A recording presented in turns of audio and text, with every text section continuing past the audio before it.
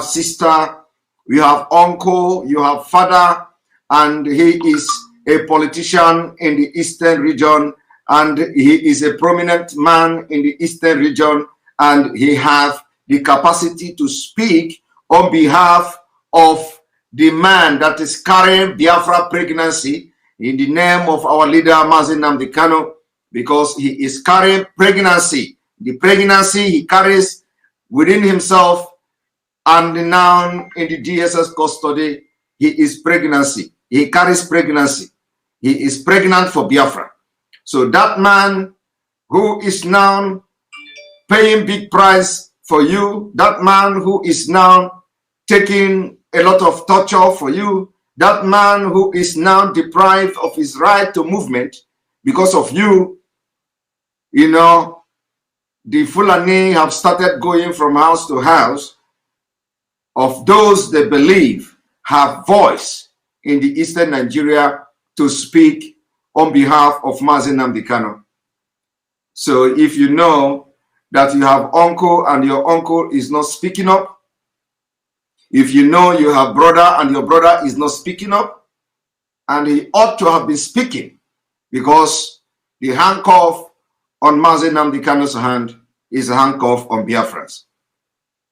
And instead of your brother or your sister or your uncle or your father to speak against the impunity, he rather take bribe of position.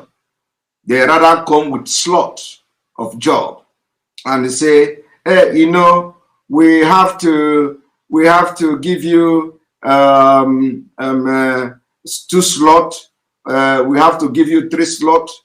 We have to give you 7 slots. Bring your people. Let us employ them. If that is what you have come or what you are going to do this evening, there is a message for you. I want to tell you the consequences that await you.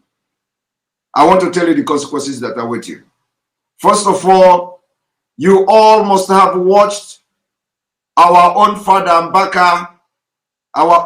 Mbaka preaching, where he exposed how they approached him and offered him slots, offered him to bring people to be employed. They offered him a lot of things. Father Mbaka rejected it. Father Mbaka rejected it. And that is example. One thing about Father Mbaka, whatever he believes in, he will put everything in him for it. Some of us may have misjudged him in the past as a result of actions and inactions, as a result of actions and reaction, as a result of people who come to deceive him. And he took a position that some of us may have misjudged him, and today he is doing exactly what every other person have not done. And now we are not just here to preach and beg you. We are not here to preach and beg you. We know the people that will be employed during this period of our leader in detention. Those of you, the senators, those of you, the local government chairmen, those of you, pastors, those of you that are very prominent, that can speak, it is time they are going to approach you. It is time they will approach you with offer. If you accept that offer, believe me, you will be a dead man walking. You will be a dead man walking. Dead man walking in the sense that you are carrying the blood of 5 million people. You will be a partaker of the blood of 5 million people massacred, killed in their cold blood, killed by starvation. If you take that job or the slot given to you so that you will not speak against the impunity against the abduction, against the kidnap of our leader, and you will not demand the immediate release without any condition attached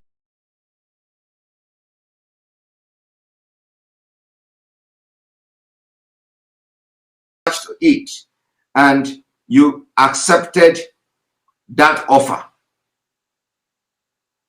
And it is now they remember you.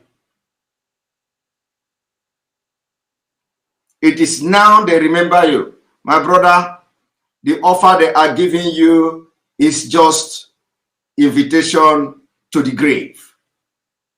If they come to you and give you the offer, have it at the back of your mind that they have signed your death warrant. Because if the spirit did not hunt you down, if Biafra ghost did not hunt you down, if Biafrans who are angry did not hunt you down, men and women will hunt you down. You can't escape all. Let me tell you one thing. You cannot escape. You see, in Biafra, we have people who believe in God. We have people who worship Satan. Believe me, there are people who worship Satan. We have people who worship all different spirits. And among all these spirits, if God forgive you, all these witches and wizards will never forgive you. There are people who are witches and wizards. If you go free from one, you will never go free from the other. So long as you sold your hand in dirty deals, so long as you are cursed by collecting any offer from Fulani government, so that you will not speak against the impunity, the abduction, the kidnap of Mazi Nnamdi, so that you are not going to talk and condemn the impunity of the Fulanis. You know, one thing about people is that, you know, you people do not understand when somebody is talking ironically. If you collect the offer, there are people who are witches and wizards. They are fighting you. Let me tell you one thing. You know, when we are saying all these things, some people take it as a joke. The truth is that not everybody worship God. Not everybody worship God. There are people who believe, there are so many people who believe in different things. And one thing is that we that worship the living God, we that believe in God, we are laying curses on you. We are asking God to end you. We are asking God to bring every rot on you. So if God decide that, okay, let him put you to a different place where you will have a better test. That is why if you are a Christian, there is a hellfire. Hellfire. You know, a lot of people, we are running, everybody is running his own race. His own race. We are running and preaching and going to church, worshiping God so that we will make heaven. We will make heaven. There is hellfire and there is heaven. At least for those who believe in it. Personally, I believe in it. You don't need to believe. But I believe there is hellfire. I believe there is heaven. And I am running to make heaven. You see?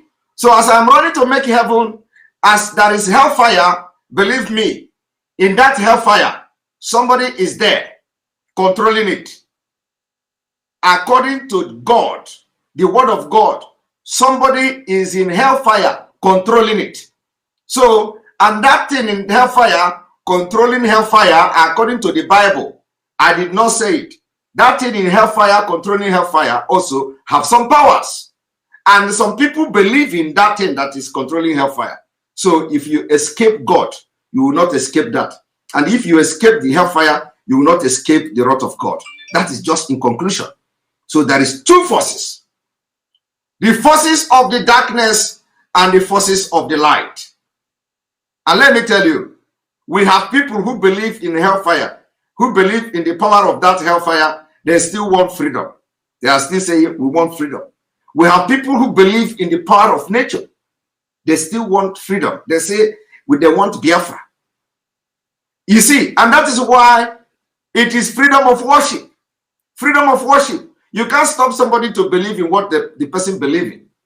You see, you cannot stop everybody from believing in what they believe in. So what I'm trying to tell you is that some of you that will go and collect money, collect position, they say, bring 2 slots, bring your brother, bring your sister, let us give him or her a job that actually she or he merited.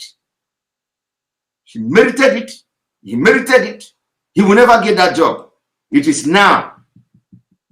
It is now they want to give the job to you. It is now they are visiting you to tell you, you know, our Oga say we should come, give us 3%, you know, to be offered. Is that the kind of country you want to be part of? Is that the kind of country you want to be part of? A country where somebody will walk up to somebody and tell him, bring somebody, let us employ him. You have 2 slots. This has been going on in Nigeria for decades. And let me tell you, you don't know how the Nigeria system works, right? Do you know that senators in Nigeria have slots? Senators in Nigeria, they have slots to bring somebody to be employed. Is that the kind of the country you want to be part of? Every senator, they tell you they have 500 slots, they have 200 slots. They now begin to pick people, you know, who do not qualify for the job and give them the job. Why those who overqualify will never get the job? That is exactly the Nigeria we can never be part of. We can never be part of Nigeria where they will come to Father Mbaka and tell Father Mbaka, give us 3%, give us 5%. Or God say you should give us. Even when Father Mbaka do not have such people, they want Father Mbaka to go and look for any person from his family and should bring it. So that any day Mbaka will rise up to speak against their impunity. They will remind him, do you know that we gave you the job? Do you know that we gave you the job? Do you know that that person did not merit this offer? And what they are going to do also, immediately you gave them those people, they are going to promote them, they are going to pamper them, they are going to put them in a position where they are going to eat money. And they will spoil them with money and power. They will spoil them with power. In fact, these are the people who excel beyond imagination of their colleagues. You will see somebody, they just bring him all of a sudden without any competency, without any knowledge of anything. Before you know it, they put him in a place where he will be collecting money in dollars. Before you know it, they put him in a place where he will be giving orders. Before you know it, before you know it, he's already a millionaire. Before you know it, he will be going back to Mbaka to preach to Mbaka how beautiful life is when you are in the system of Nigeria. Before you know it, he will begin to preach to Mbaka. Don't you think that we can build university all over Enugu State and begin to make money from it? Before you know it, they are controlling everywhere. I am telling you today that most of rich people in your community, most of these rich politicians you have, this is exactly how they make their money.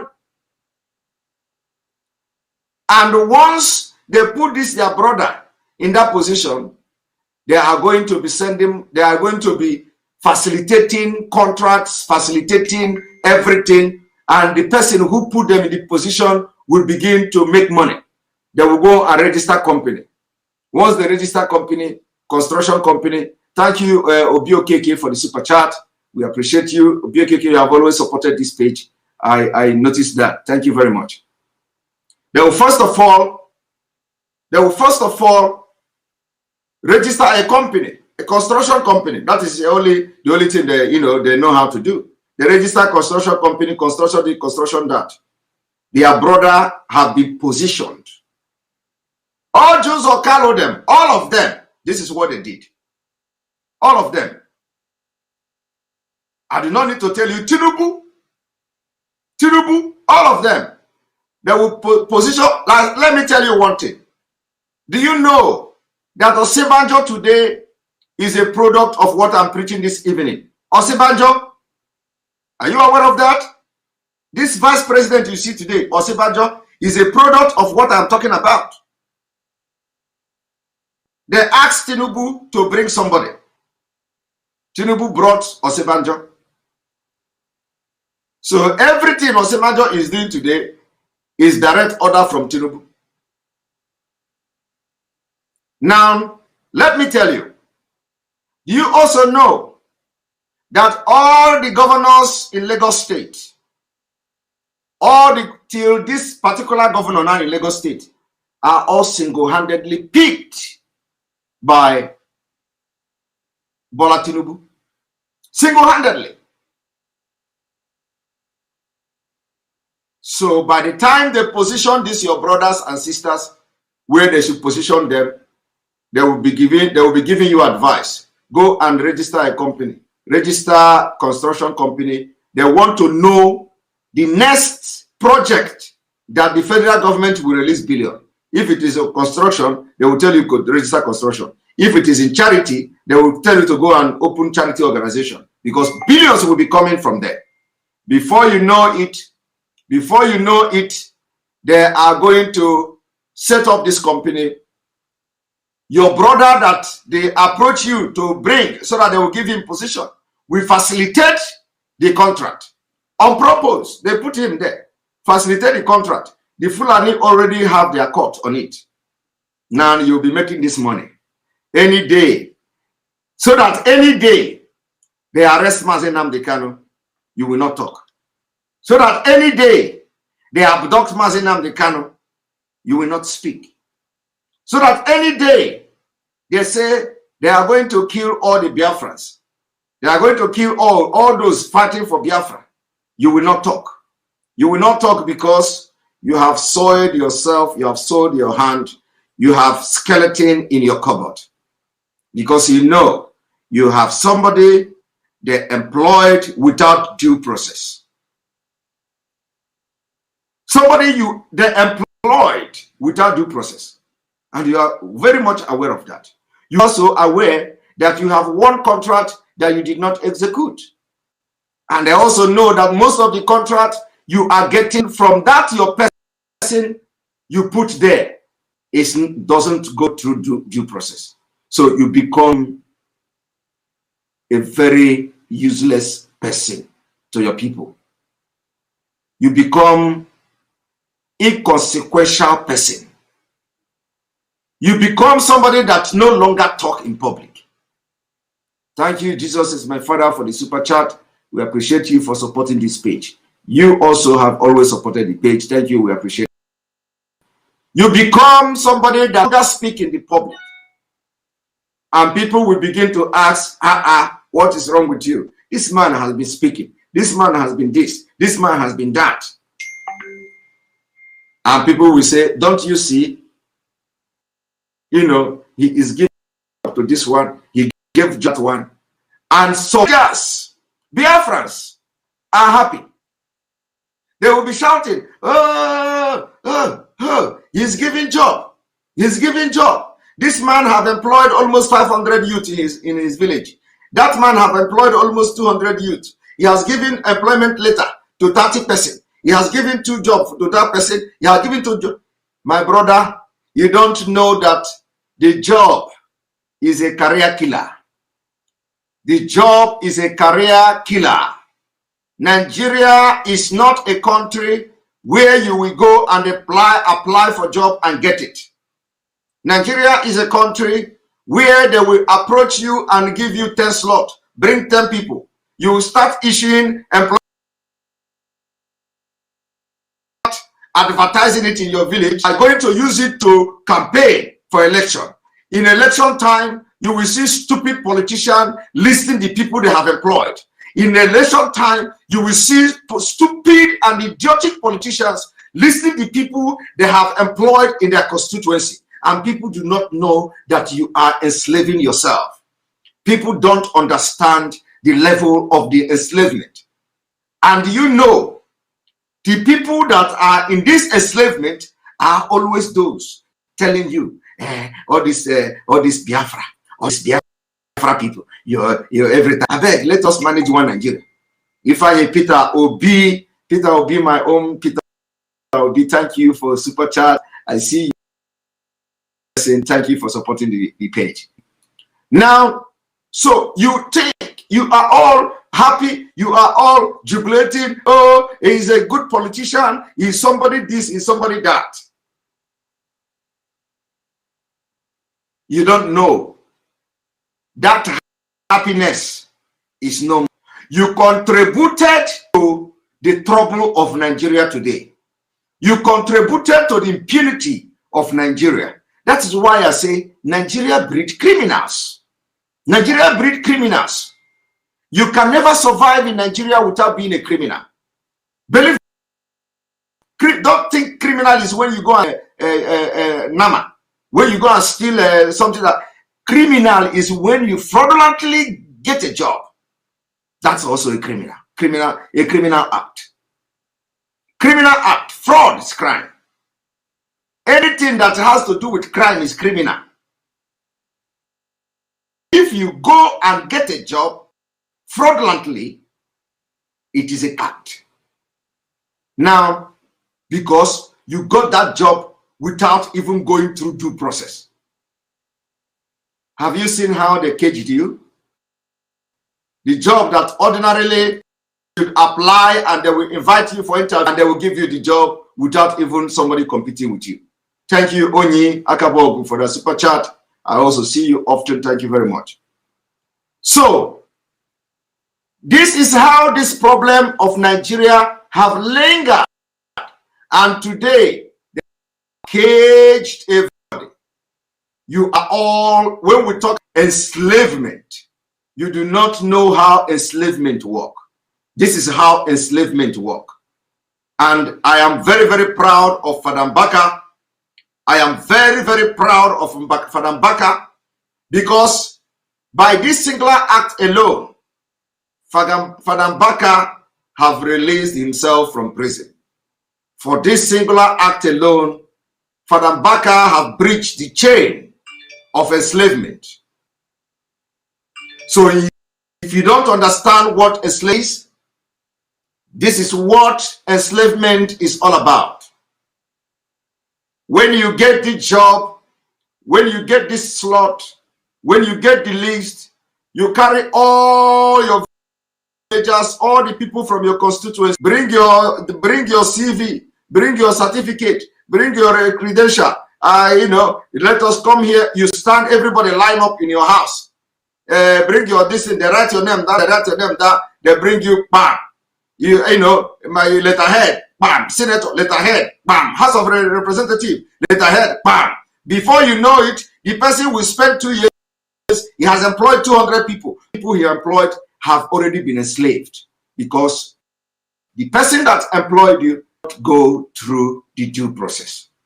So you don't have right to talk. And every time you dare raise your voice, they threat you. They give you a threat.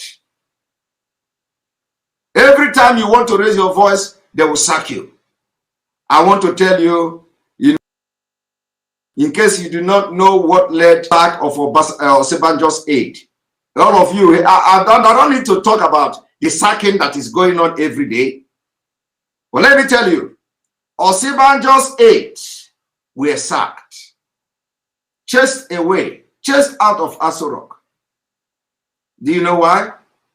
Do you know why Obasanjo aid, Obasanjo workers, or even if you have 500 aides, it doesn't matter. Somebody say Nigeria court has postponed Onyendu, our leader's trial. We are not surprised.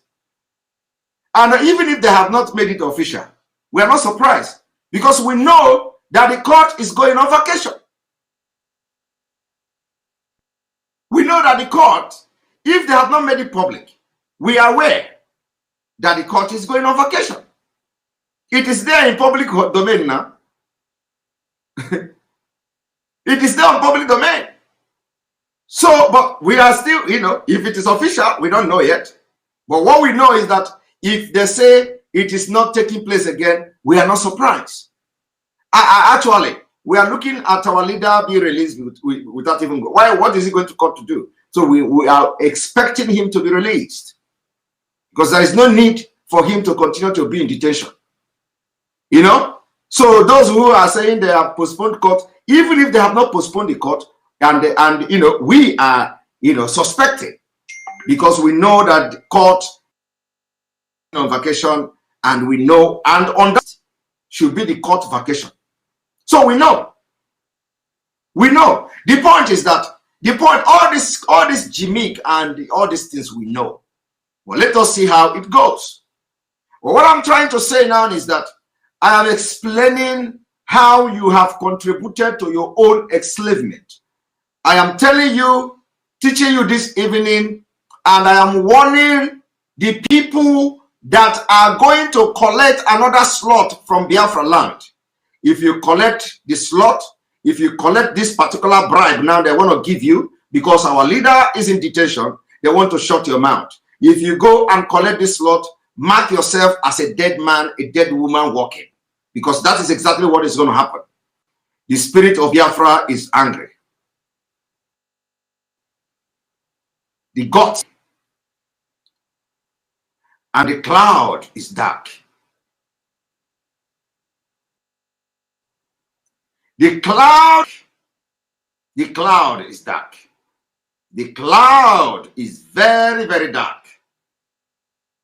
If you watch me this evening, you share this broadcast, copy it, you can make a very short clip, send it to all politicians in the southern Nigeria, especially those in the southeast. Tell them, anybody that goes on and accepts any slot or for any employment in this period, you have invited death upon yourself. How we are going to know is not something we are going to tell you. But believe me, we will know. We have data of everybody that will be employed from now. From now until Mazi Nnamdi is released. Anybody that takes slot that is not due process, and you are a politician, you are signing your death warrant. And you know, let me tell you, as they are giving you this slot, you are sending your people to go. Don't think it is secret. Do not think it is secret. It is open. It is public. We are going to know. Between now until our leader is released, we hereby ban every form of slot. Every form of slot given to in Biafra land in quest to shut your mouth from speaking against evil going on in Nigeria. Every slot given to you in quest to shut your mouth. All the killings go to your motherland. If you accept it, you will be living from day to day, starting from that day. It is not a threat, it's a promise.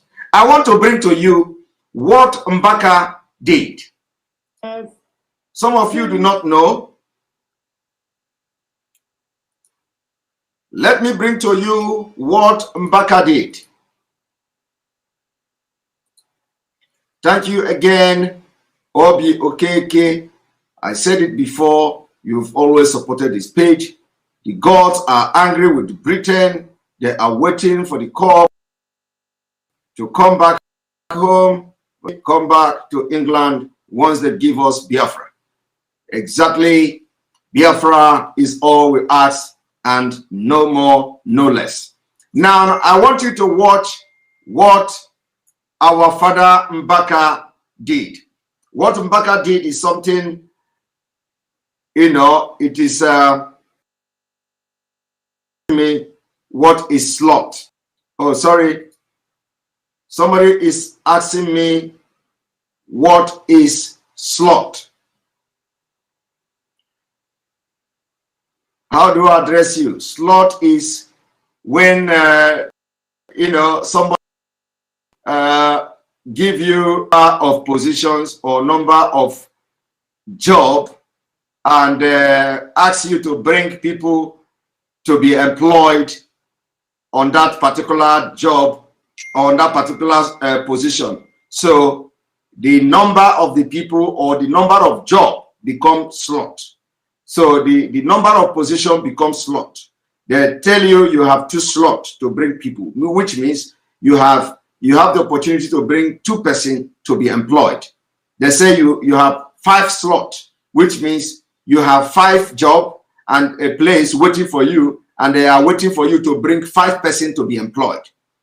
And I've been able to tell you on how they have been able to cage everybody in the southeast or other part of Nigeria. It is through this slot thing.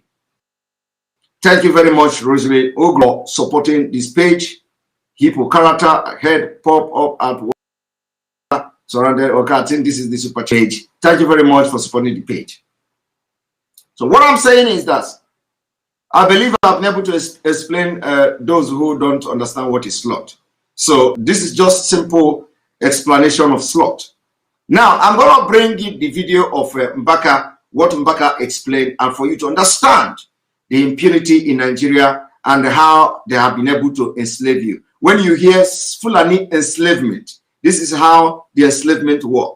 They first of all, you know, give you this slot, say you have, and they are doing it. They are doing it everywhere. It is not just. It is not. They do it to almost all politicians from the southern Nigeria, from the southeast, the politicians. So that is what they use to cage you. Once you accept it, you become enslaved because you are indebted to them from the beginning to the end. Any day, contrary, they come for you. Because some of the people who are in the will facilitate you looting the money. Yeah, they will make you be in the position to loot the money and all that. Of course, not Stephen Okoro. Thank you for the super chat. Let me also clarify this. Not all the people that got a slot will be able to put those people in a position that will make them rich. No, it is not all. Some people are even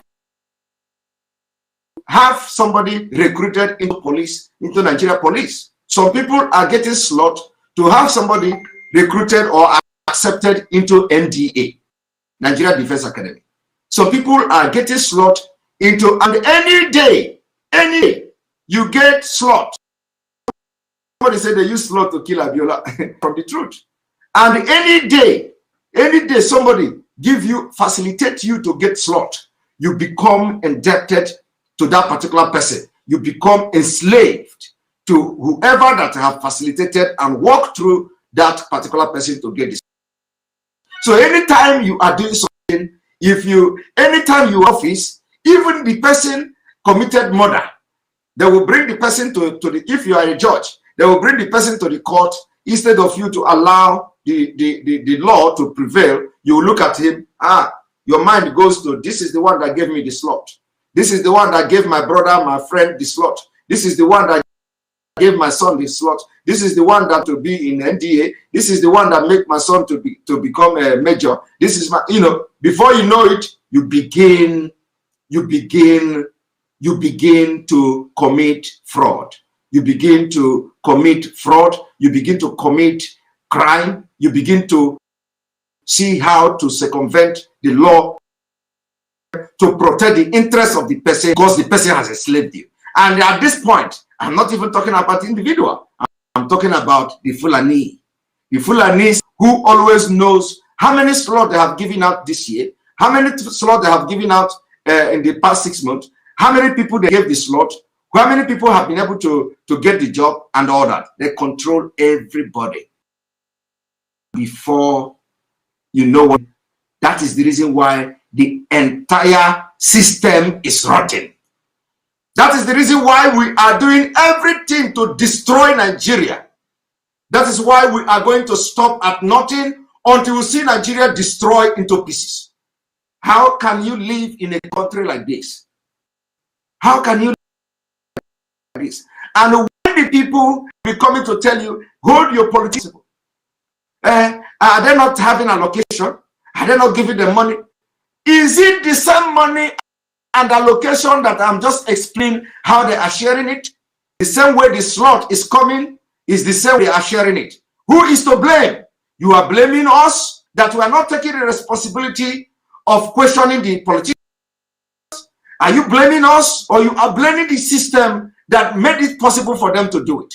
Are you blaming us that we cannot, the politicians, why they are getting this money from the center and they are not using it to develop the region?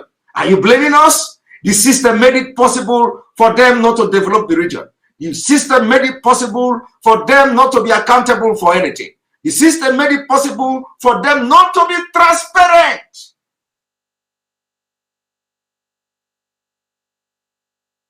You now question us. How can you say you hold your politician responsible? How can you hold anybody responsible in a country where you be given slots to employ people? How would you hold anybody responsible?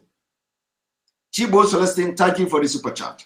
How are you going to hold somebody responsible in a country where actually those who are supposed to hold the people responsible are by slots? They did not get the job through due process. They got those jobs through slot, enslavement. You see that you have crushed every living cell in them. You have crushed everything that will make them to rise and question those who are not doing the job and collecting the money. How do you fight a system like that? How?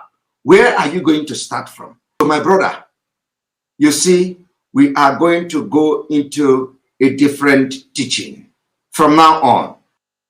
We are having a different teaching. We're going to be trashing Nigeria from the scratch to tell you how the problem, how complex is Nigeria problem. Nigeria problem is complex. It has eaten deep into the bone marrow, and there is nothing you can do in this life to correct it. Somebody is talking about ghost workers. We are not even talking about ghost worker. The ghost worker is. But I'm telling you that you may not understand the damages it has done to the Nigeria system. It is this slot. They are giving you slot. They are giving you slot. And the slot have enslaved the entire Nigeria. And today, everybody is shouting. You will be shouting. You walk from 1 day to the 365 days in a year. You are not receiving your salary incomplete. You are not receiving your complete salary. Because even you yourself, you know that you did not go due process to get the job. You didn't go due process. So however they treat you, you take it. The only thing you do is to come out every day and complain. Your student school fees, you complain. The government have not paid. If we shout for you to bring food, for money for food, you shout, you complain. They have not paid us. Everybody, your siblings will complain. Can you help us, brother? No, they have not paid us. We are waiting for the government to pay us. And you are helpless because you are a slave. And how do you become a slave? You got the job with process. You got the job because you're somebody. You got the job because that God give you that job. And they are not paying the salary. They know you don't even qualify. You don't qualify. So who the hell are you? Let me tell you, those who qualify in Nigeria, they don't one dime from their salary. They pay them. In fact, the allowances. I am telling you the fact.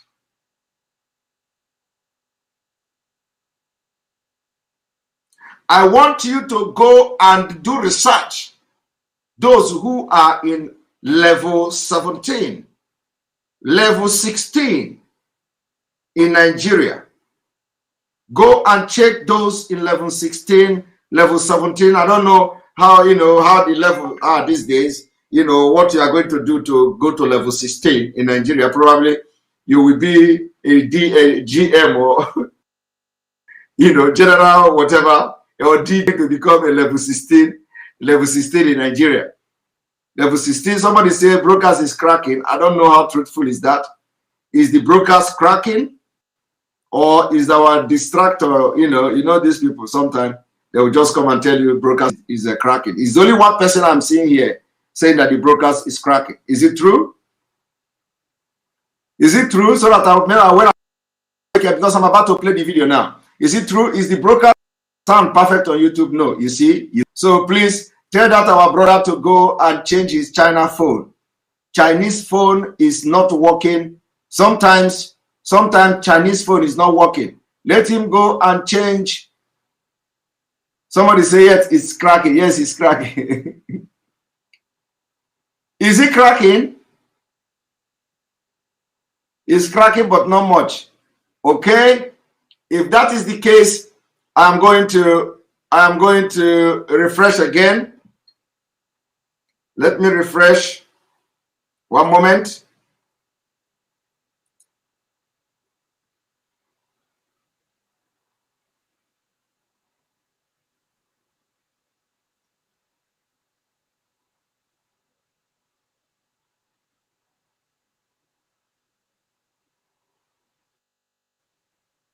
Somebody say not cracking.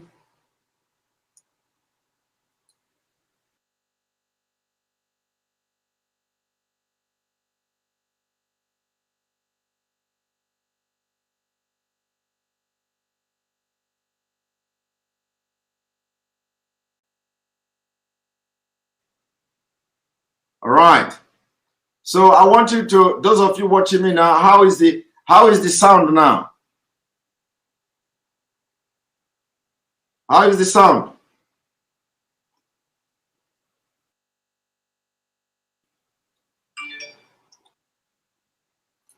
How is the sound? Better. All right. Thank you, precious ND, for that super chat. Thank you very much for supporting the page. We thank you all who always support the page, and let us move forward. Now, it is okay now. All right. So we are going to now. Thank you very much. We are going to now, play the video of Mbaka so that you understand what the slot system have done in Nigeria, how it has enslaved everybody. And I'm just telling you that we cannot continue to be part of such country. Now let us go there.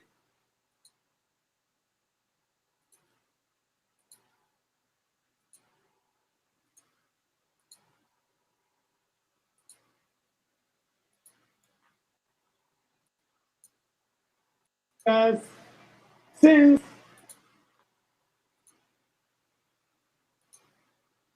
one moment.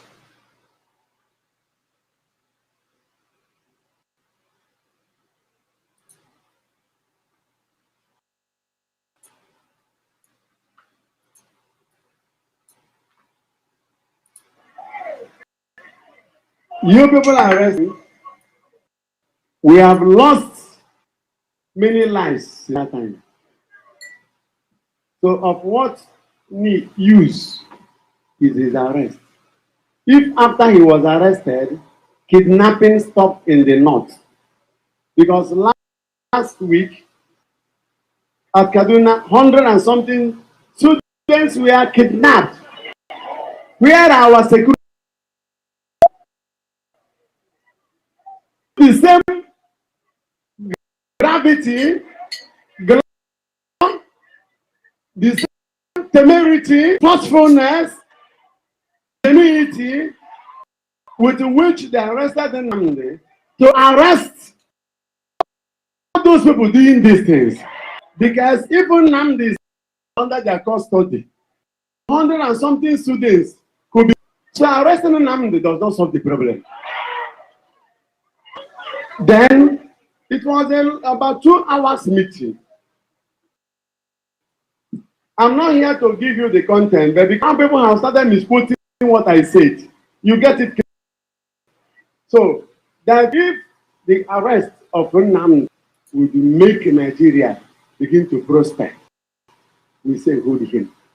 But we have come to see that even arrested, many people have, and that during the election, politicians will have our youths who are jobless, and after the election, nobody dares to collect the arms back, and now there is a hike in banditry, hike in terrorism, hike in a lot of atrocities, in immorality, in kidnapping, in prostitution, in herdsmanism. All the herdsmen have been moving in. You told people to leave their villages, come to school and study. People have abandoned the villages after studying. There's no job. And those who insisted on farming in the village, when they enter their farms are ravaged, and most of them are raped and kidnapped and killed. So, the arrest of Nnamdi does not solve any problem. Rather, it aggravates more problems. And that problem it aggravates is what's coming to give you a hint this evening. The problem arrest of Mazi Nnamdi Kanu will aggravate is something I have come to shed you a little bit light this evening. And the problem is this: for the very first time in the history of the Eastern Nigeria, today, anybody that will take slot,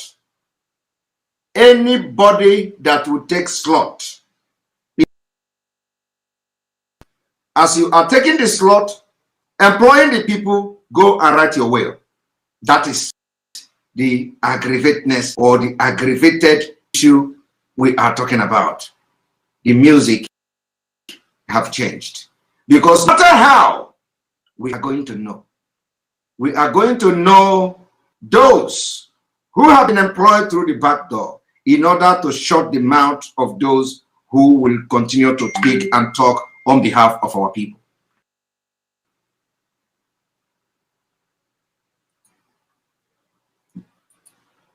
So that is number one slot.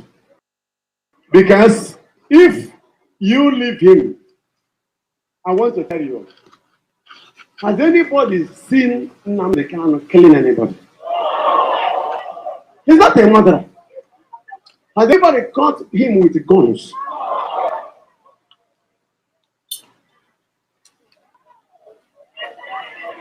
I don't know whether your mind has gone to that level. Are you arresting somebody who has never kidnapped anybody?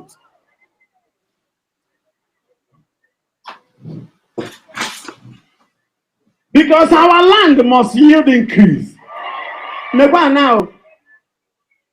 Just wait a bit and listen. Nnamdi has never been one of the herdsmen. He's not among the kidnappers. He's not among the bandits. He's not among the Boko Haram people. He doesn't carry ammunition, and he's not even a politician. He's not a governor. He's not a councillor. He's not one of the unknown gunmen, unmen gun, whatever. Okumbawano, unmen known gunmen, ungun known men, whatever. Ihe agbagwara ya zaba. Ihe eji ebu amụma bụ ihe na-eme n'oge amụma. Ọ bụrụ na agụ na-atagbu mmadụ oge amụma, ịba na-ekwu na ewu na-agagharị. Onye amụma ga-eji ihe na-eme n'obodo were bụ amụma zie ozi.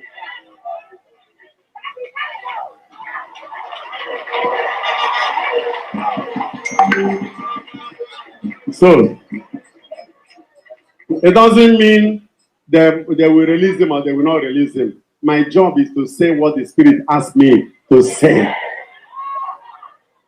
And like Amos, I am called for this job. I was a wine tapper in the village. I was a farmer. Ana m akọ ji akọ ede, akọ akpụ. Ana m ete ngwa, ana m eri oguda, enwe oguda. Anyị na-akpa ewu na be Ogbuefi Mbaka. Anyị bi n'ugbo. Arụrụ m ihe gụba anyị ghọọ olulu, ghọọ ọba, ghọọ ụham. Eto m na village. Chineke wee kpọọ m oku a, ghọọ ọfịa. I'm an Itiku boy before God called me for this job. It is not by merit, it is not by any academic ingenuity. This is a pure divine call. To the glory of God by His grace. Inshallah. Now, if you are holding somebody because he said something, did he kill anybody?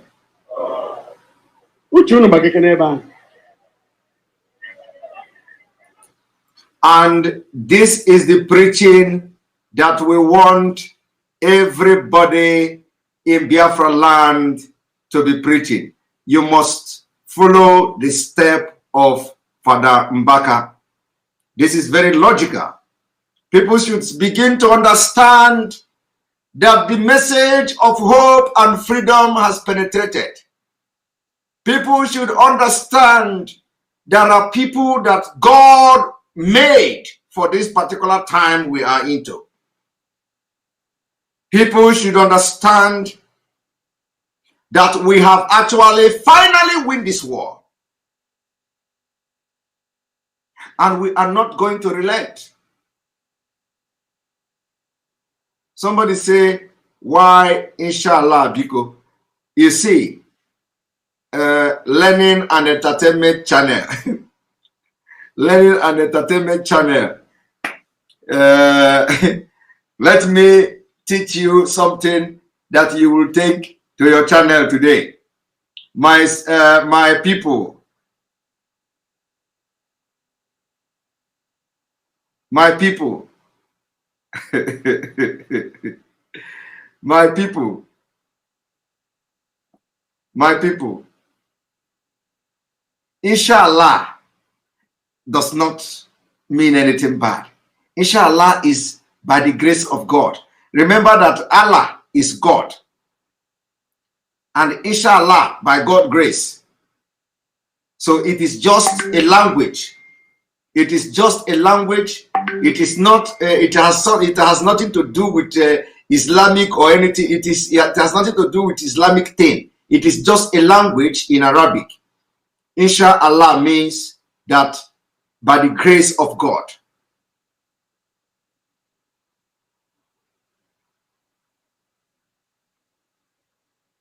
So it is. It has nothing to do with. It has nothing to do with Islamic coronation. It has nothing to do with Islamic coronation. It is just a different. It is just another way of saying by God's grace. By God's grace. So anybody that is reading a meaning or putting any coronation, please, you need to step up your understanding. Your understanding. Even me personally, I used to say this, that inshallah, it depends. If you want to be diplomatic, if you have so many people that listen to you, if you have different people that listen to you, you may also want to impress them, every now and then by using a language they may understand. So inshallah has nothing to do with what you are thinking about. Inshallah means by God's grace, by the grace of God, this will happen. So, when you hear Allah, please don't think that it has something to do with, Allah is God in Arabic, and that is what it means. So please, it is not something bad, to say as a man of God. It rather demonstrate that Father Mbaka is well versed, with he can relate multi-dimensionally, multi-purpose. He can, multi-ethnic, multi-language, and whatever multi you can think of. So it is, let me tell you, the only way to know somebody that is very vast and can communicate with different people that not just only English, is when somebody is being multidimensional. Like what, like I said, somebody like me, it is something that comes out of my mouth every day. But I'm just being very, sometimes, because some of you will not, and I know that if I end there and say, Inshallah, we are going to do this, some of you will misunderstand me. So it is good. It didn't come from me. It come from Farambaka, but I have to explain to you that it is nothing bad. It's just by God's grace, by the grace of God, something will happen and something will do. So this is just it. All right. I believe that Learning and Entertainment Channel have been able to address that question. So any day you come across anybody saying it, don't pick offense. It has nothing to do with what you think. Okay. All right.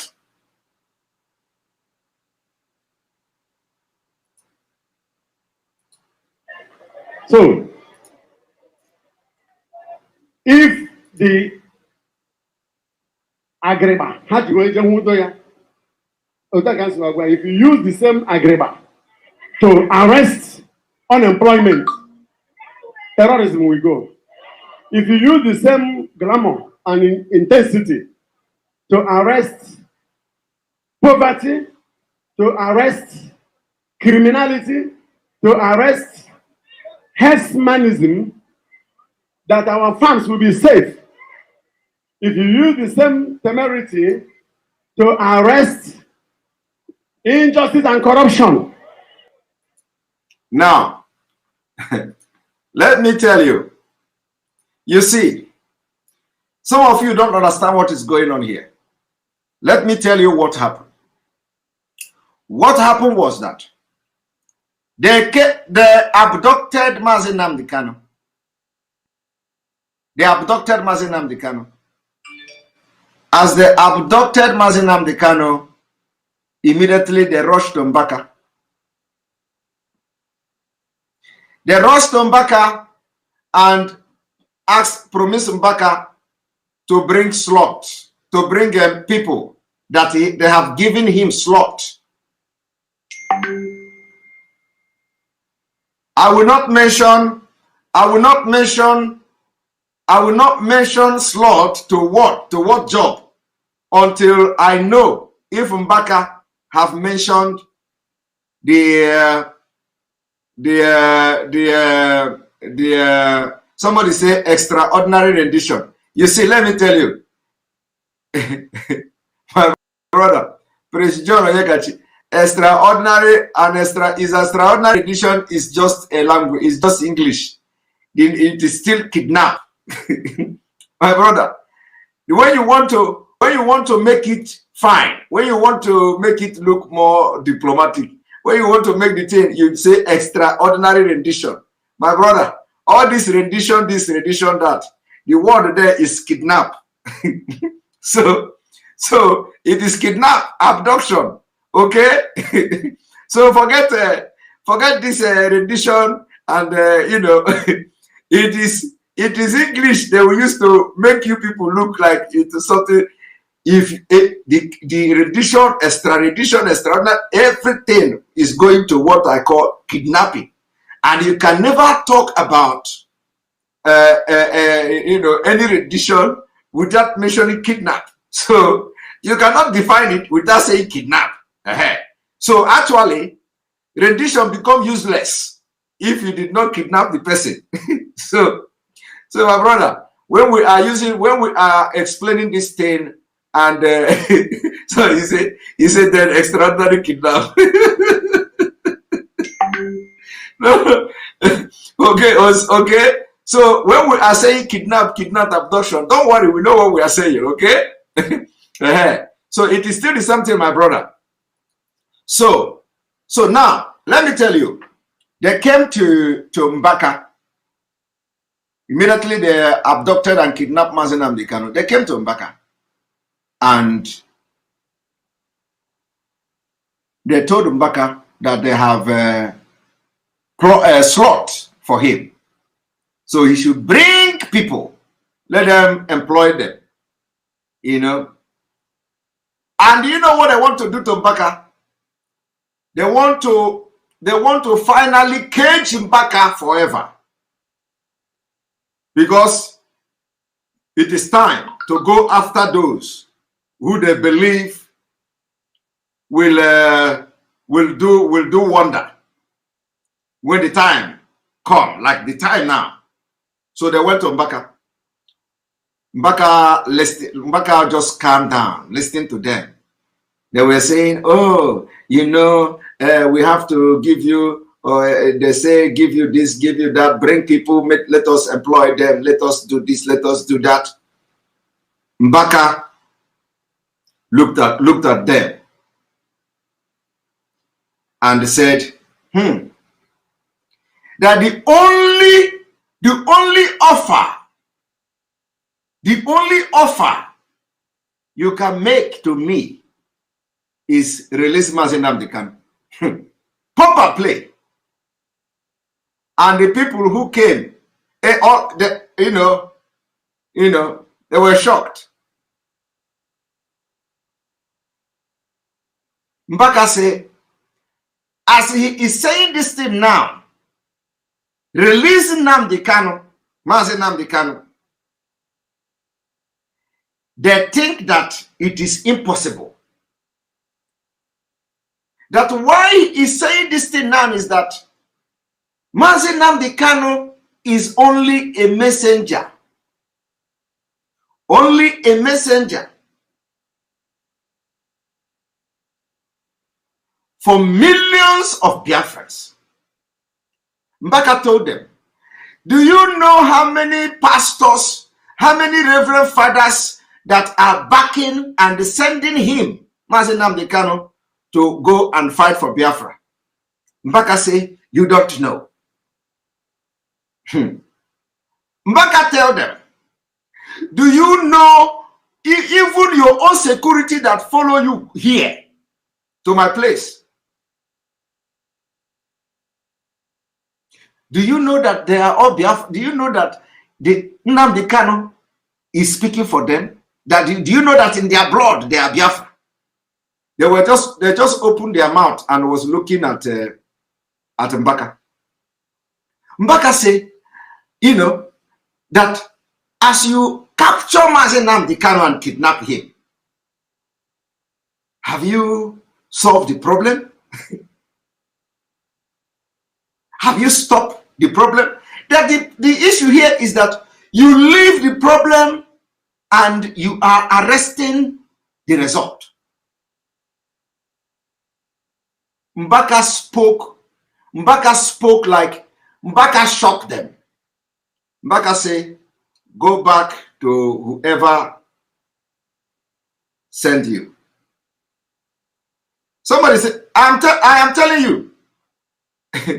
He said, even your own security. I am telling you, that is the exact word Mbaka used on them. Mbaka told the man that even your own security, you know, even your own security is a Biafra.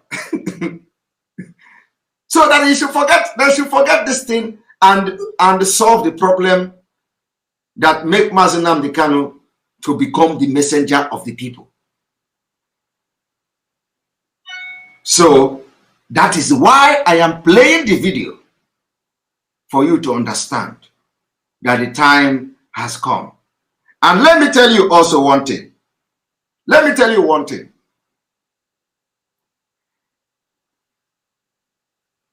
Any day, I told you, any day Mbaka rise up to speak in a way and manner he is speaking, Biafra is here. So those of you who, I'm not telling you to believe it, but if you followed me when we were making sure we were talking to Mbaka in a different way, we said the day this man will speak in this manner, know that Biafra is here. And what he is saying is not a lie. What he's saying is not making it up. He is just talking objectively under divine anointing.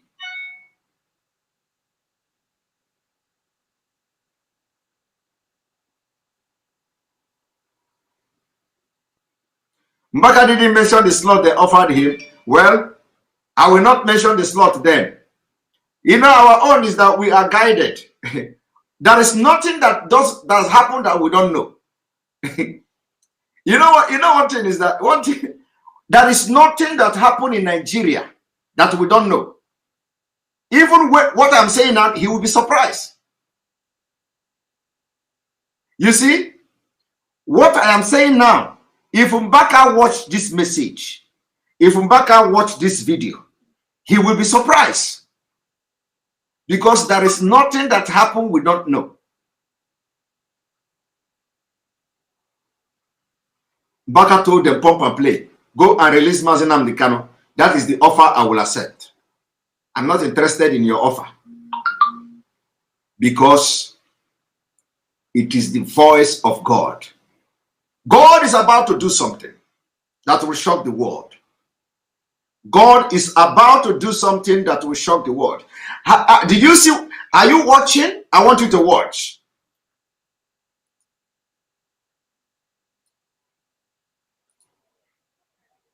And a pragmatic nepotism and unhealthy tribalism. There be no need for this terrorism going on. That if I have... Oh, by the way, we have a new name, a new word for that, what I was explaining of that slot. We can call it pragmatic nepotism. Hi! Mbaka Enasu. Mbaka Enasu. Pragmatic nepotism. Hi! This is somehow a befitting English for all this for all this slot, all this enslavement. Pragmatic nepotism. That is what it is. Pragmatic nepotism. You know, all this slot, 500 slot. After that, they enslave your entire generation. It is called pragmatic nepotism. Ha, Mbaga. I love this man. I'm going to play the music today. I love him. Pragmatic nepotism. And no one like your people, and I will invest it in creating jobs. It will be an evangelization of a type to win souls. I will create the jobs, and I will use the jobs to terrorize terrorism. I can never support terrorism, never. But I am for truth and justice. And remember what the Bible says here, that truth and righteousness and peace have married and kissed each other. Where you ever have option, I use this same force to look into what is happening. That there is agitation everywhere. That in the church, all the men of God in this country are agitating silently. Do you blame them? If they talk much, they will be killed. I pity my fellow men of God. Few members of their churches will be talking, but the real agitation is from the pulpit. Do you hear that? Do you hear that? That's exactly what Mbaka told them. Mbaka told them, pump and play. That, you know, even the pastors in Biafra land, everybody is agitating for Biafra. Mbaka told them, pump and play. Mbaka said, forget all this, forget every... And the people were looking at him. Mbaka said, forget all this one. Oh. In fact, Mbaka even told them, even governors are Biafra. So, my people, if you see this and you are still standing on the fence, we understand that you may be a product of sloth. We understand that some of you are product of sloth. Product of sloth. Product of sloth. But if you are watching and following what is going on now, and you are still, because you are product of sloth. At least if you are not, if you are afraid because you are a product of sloth, what you have to do is keep quiet. Don't come and start talking one Nigeria. Keep quiet. Let us not hear one Nigeria pim again from you. Because it will not be too long. The trumpet will blow. Trumpet will blow. It will not be too. Go and mark it. It will not be too long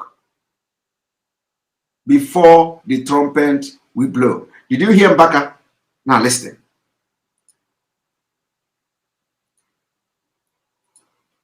In the mosque, there's agitation. Imams are agitated. I was telling them, you don't arrest those who are agitating. You arrest the cause of the agitation. Did you hear that? People are not happy. People are hungry. Hungry men are angry men. Millions of our youth are idle, and an idle mind is the devil's workshop.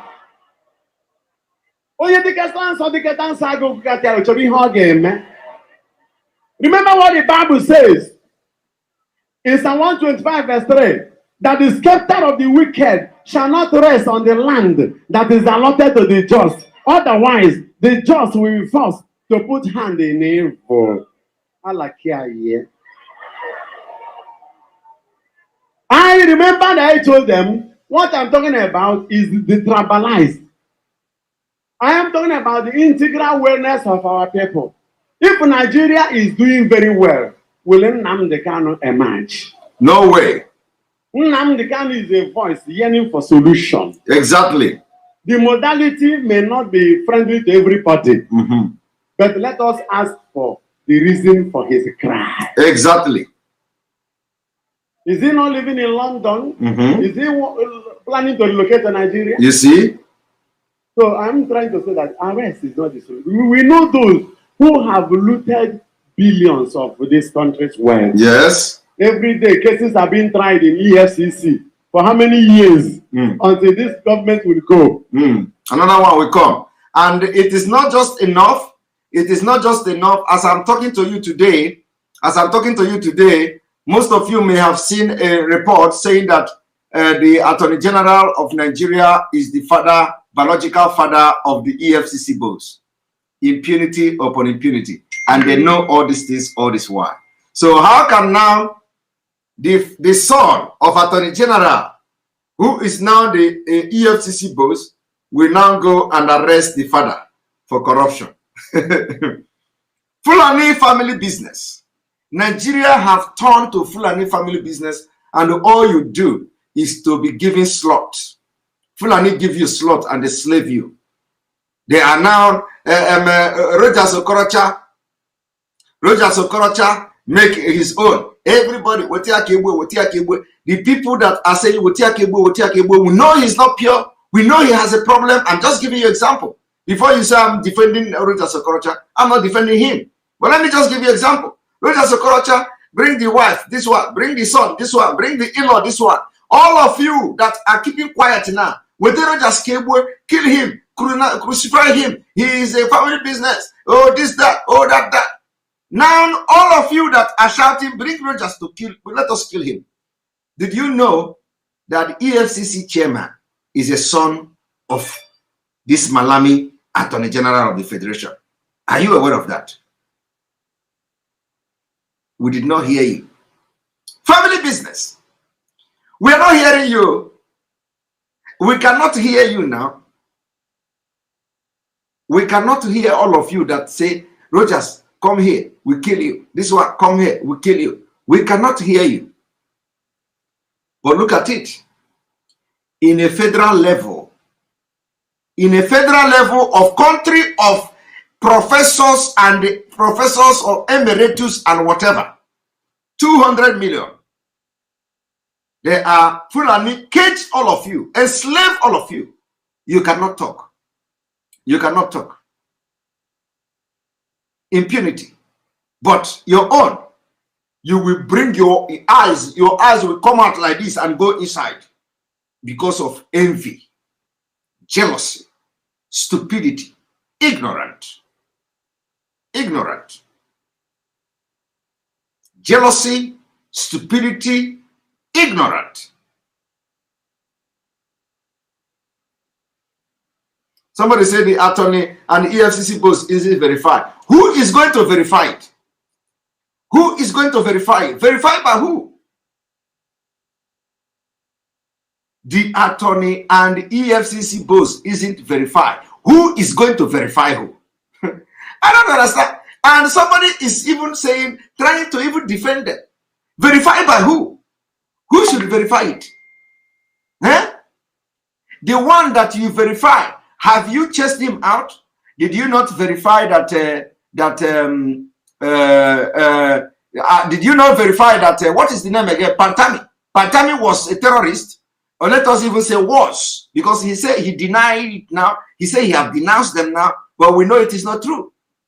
The one that verified that he was teaching and breeding terrorists, and he is a terrorist, and is now the Minister of Information. When you have confirmed and verified that one, what did you do? Now you are waiting, isn't verified. So if they verify it, what are you going to do? As Nanya Isiaho, Amaro Tonshi. Finally, I can give this. Finally, I can speak this adage very well. You know, I can say this in very well. Anya Isiaho, Amaro Tonshi. I remember a few times when I wanted to give this this adage, I tried everything to say it. I'm always making mistake. So, but now I can say it very well. So the one that have been verified to be terrorist, what did you do? Or you want to start from Malami? You want to start from Malami? Okay, so that if they verify that is the son, then you are going to start from that to, you know, kick them out. No. You don't go from this Shishaho so that guy will have a touch. You see? So what I'm trying to say is this. It doesn't matter. Even if somebody verify it today, you will not do nothing because you have been enslaved. And we are fighting to do everything to make sure this enslavement will crash and destroy it. And I say, if it is going to be by gun, we are ready. We will do it. If it is going to be in peace, we are going to do it. We are going to make everything, do everything possible in this life to destroy Nigeria and build the nations that we'll be proud of. Nation that will be out and will not enslave anybody. Because I have just started from the beginning. I explained to you how they enslaved you with sloth. And you can now understand the reason why nobody will be held accountable for anything in Nigeria, because the sloth system, pragmatic nepotism. Let us listen to Mbaka.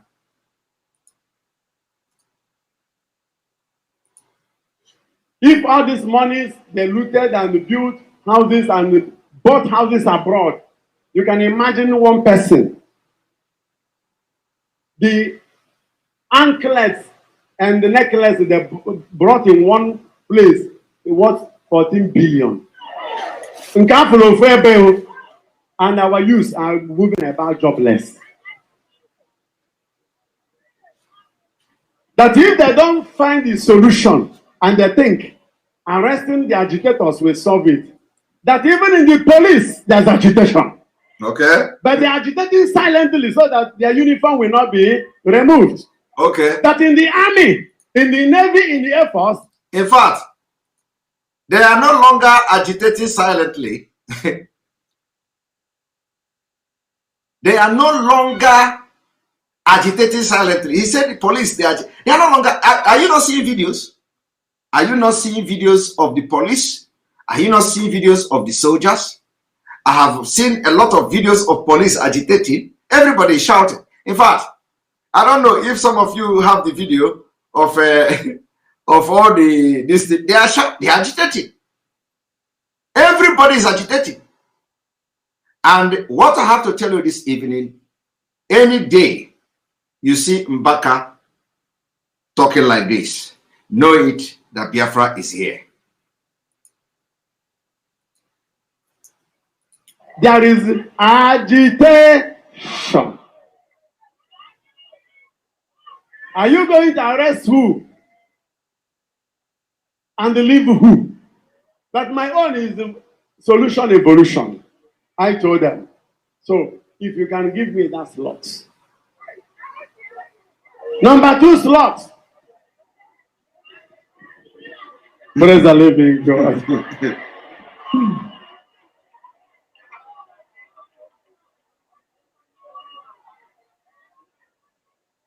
God is good. Oh. Do you know what? If I don't speak it out, I will be burning inside. Oh. The only time I feel happy is that I've said what God said I should say.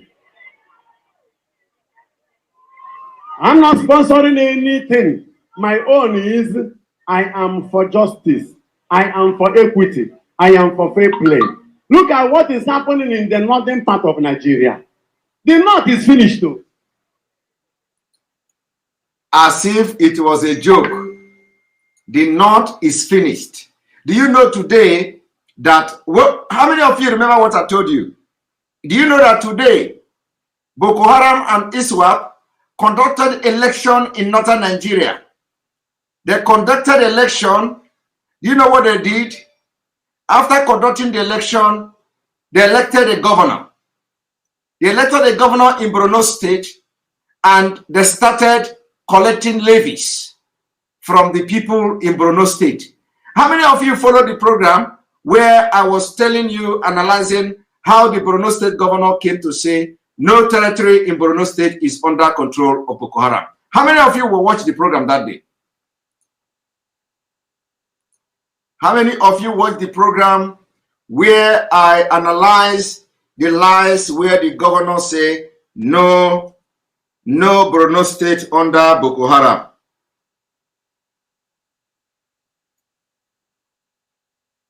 Borno State not under Boko Haram.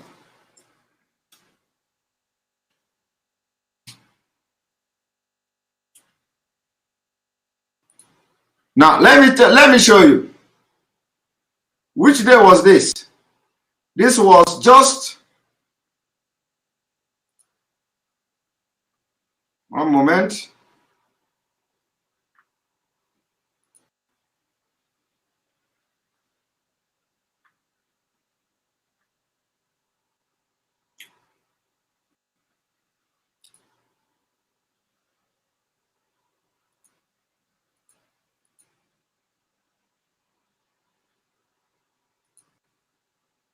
Okay. Which day was this? This was just 27th June. 27th June. No part of Borno is under insurgent control. I came and I exposed him. I told you people that it was a lie. I even remember telling some of you that now you are going to see propaganda. I don't know how many of you, because I'm not seeing you, I'm not seeing your comment. I don't know how many of you watched that. You watched that. I watched that day. Yes, you watched it that day, right? I was exposing. I told you the time for the propaganda has come. They are going to lie. They are going to do everything to tell you that Boko Haram is no longer controlling any part of northern Nigeria. It is not up to a week, right? You see their lies exposed. Boko Haram now conduct election. They conducted election. Let me show you.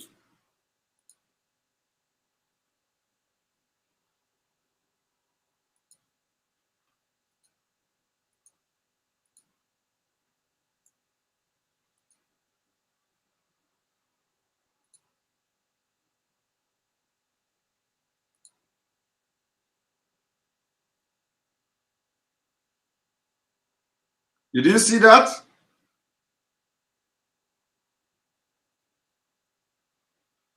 They conducted election.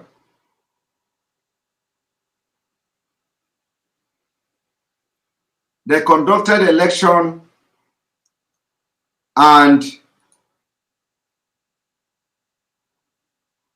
now you see, on the 27th of June 2021, Zulum say no part of Borno state is under insurgent control.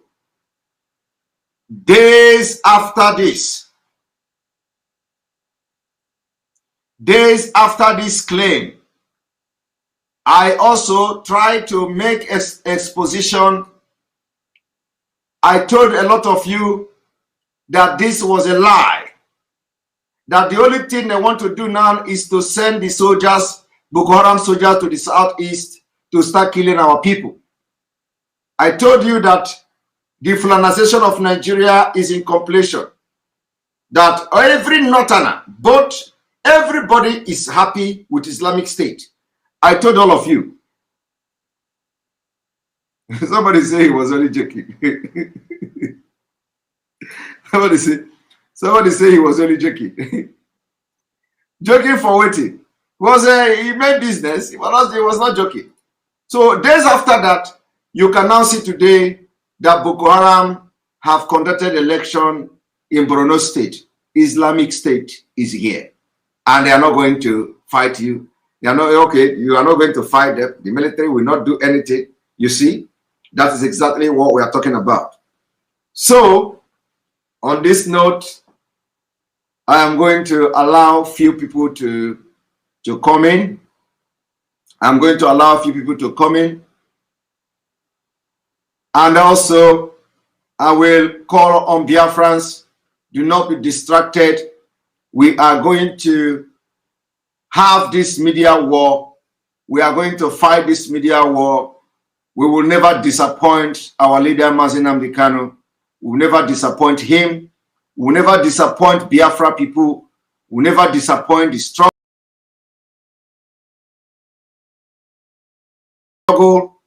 We will never disappoint you, no matter what people may do, no matter how people will try to distract us, no matter how people will try to come into and destabilize what we have built, how far the struggle have gone. People of Biafra, be rest assured that the egg will be guided, protected in a very best way possible. This media war we are going to hold and fight it teeth to teeth with the Fulanis. And at the end, we are going to be successful. You do not understand the impact of media.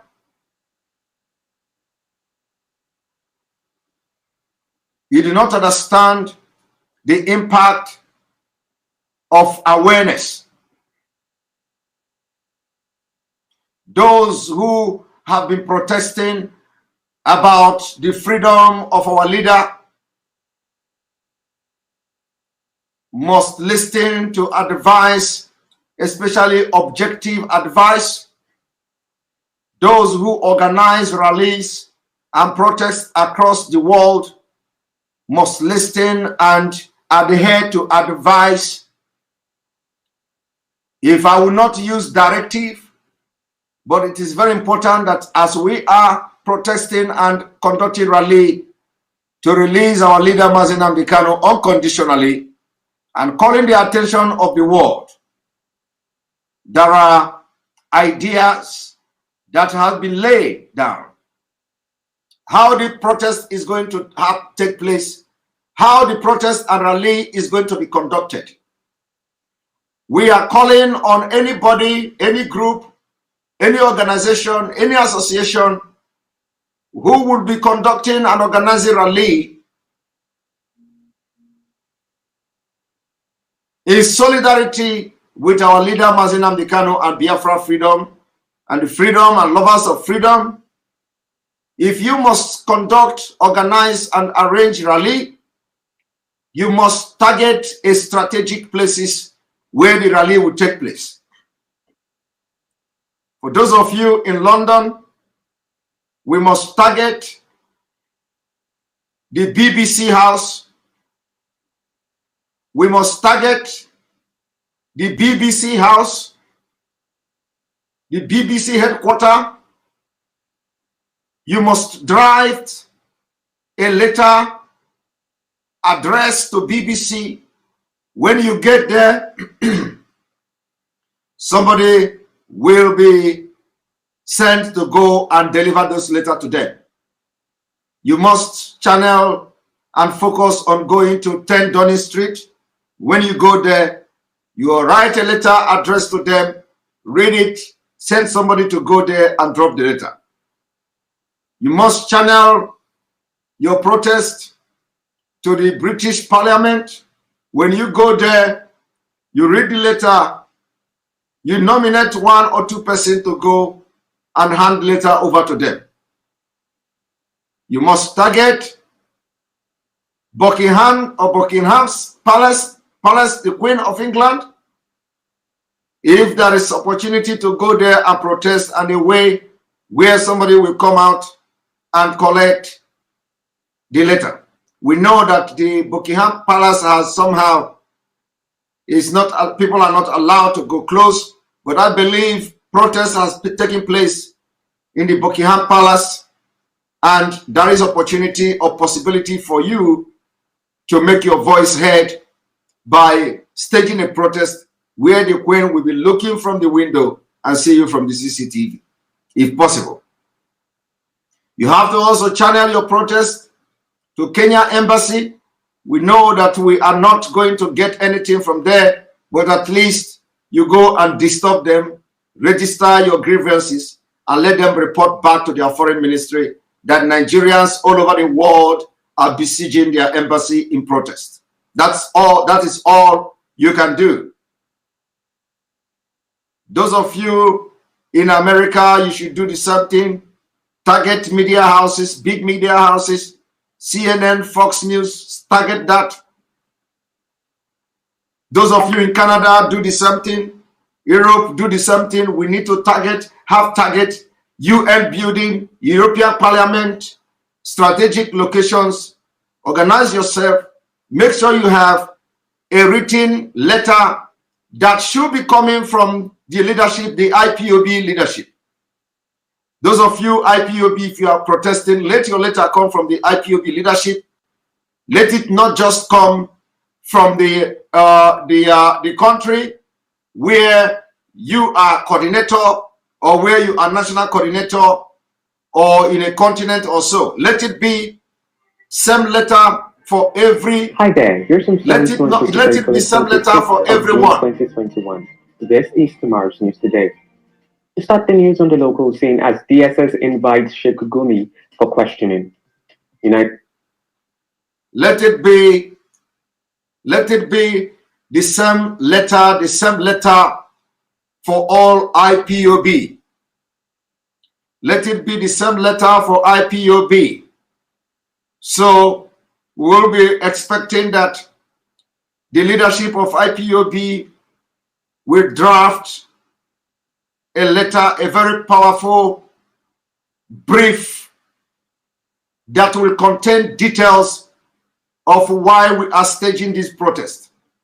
The letter must be the same, must be distributed to IPOB family all over the world, and anywhere IPOB is participating in the protest, while other organization or association like Igbo unions, Igbo organization, they also have to write their own letter. And when you get to a particular place where you should deliver the letter, you deliver the letter as they arrive. If you are from Igbo Union, you deliver the letter from Igbo Union or Igbo Association. The IPOB will also deliver their own letter. But let this letter be the something Let it be the same thing everywhere. The same letter in the US, the same letter in the US, the same letter in the UK, the same letter in the EU. Somebody said my system is hijacked. My system is not hijacked. I just all this Nigeria. Why am I seeing this Timi Abos comment all the time? What have you done? Every time my eyes is going to Timi Abos comment. Why is it that my eyes is going to your comment all the time? So my system has not been. Nobody can hijack my system. You know. Yeah. I know something about cyber security. So I am not just somebody that is good in computer. You know, I am very good. I may not be very good, but believe me, nobody can come into my program and hack it. That I can assure you. So the thing is, this letter must be the same all over the world. Let us begin to send messages, and by the time we go the first, the second one, the third one, they are going to hear, somebody is going to read it, and we'll be making impact. We are also still working on these jingles that we talked about. We need to start making the paid advertisement for the release and freedom of our leader, Mazi Nnamdi, and by doing so, we'll also be promoting Biafra. So this is time to put every differences aside and listen to good advice when one advice comes. When a good idea comes, you take it and forget about leadership struggle. If anybody is thinking about that, nobody is struggling for leadership in IPOB. IPOB remain one and one formidable family. So whenever the advice comes, when idea comes, you take it. You do not need to say it didn't come from me. Why should I take it? You did not need to say it did not come from that, my friend, so I will not take it. This idea is something that we feel should work today.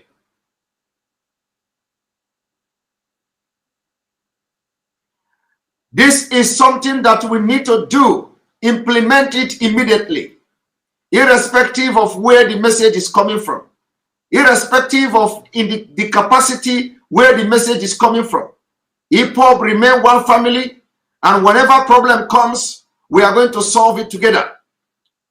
So on this note, it is not something you will be approaching, or personally, I will be approaching anybody individually.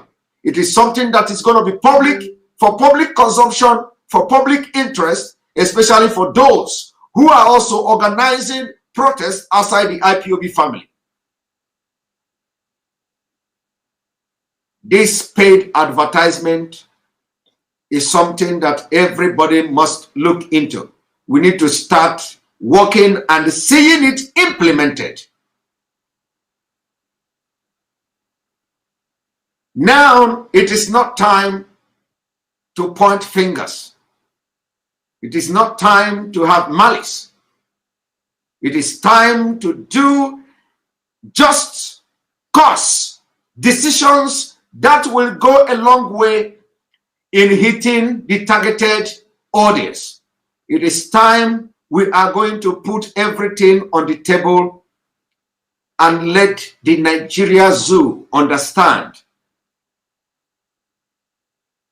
that the person may be Mazi Nnamdi in flesh, but the spirit and the braveness, courage, and the brain of Mazi Nnamdi is with us. We must not disappoint him.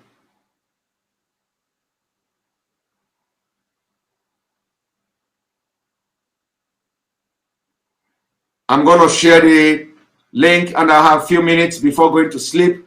Remember, tomorrow is work, but this media war we will continue to do. What you have to do is cut these videos in part, especially those the part that will, address some of the issues or address some particular area and share it.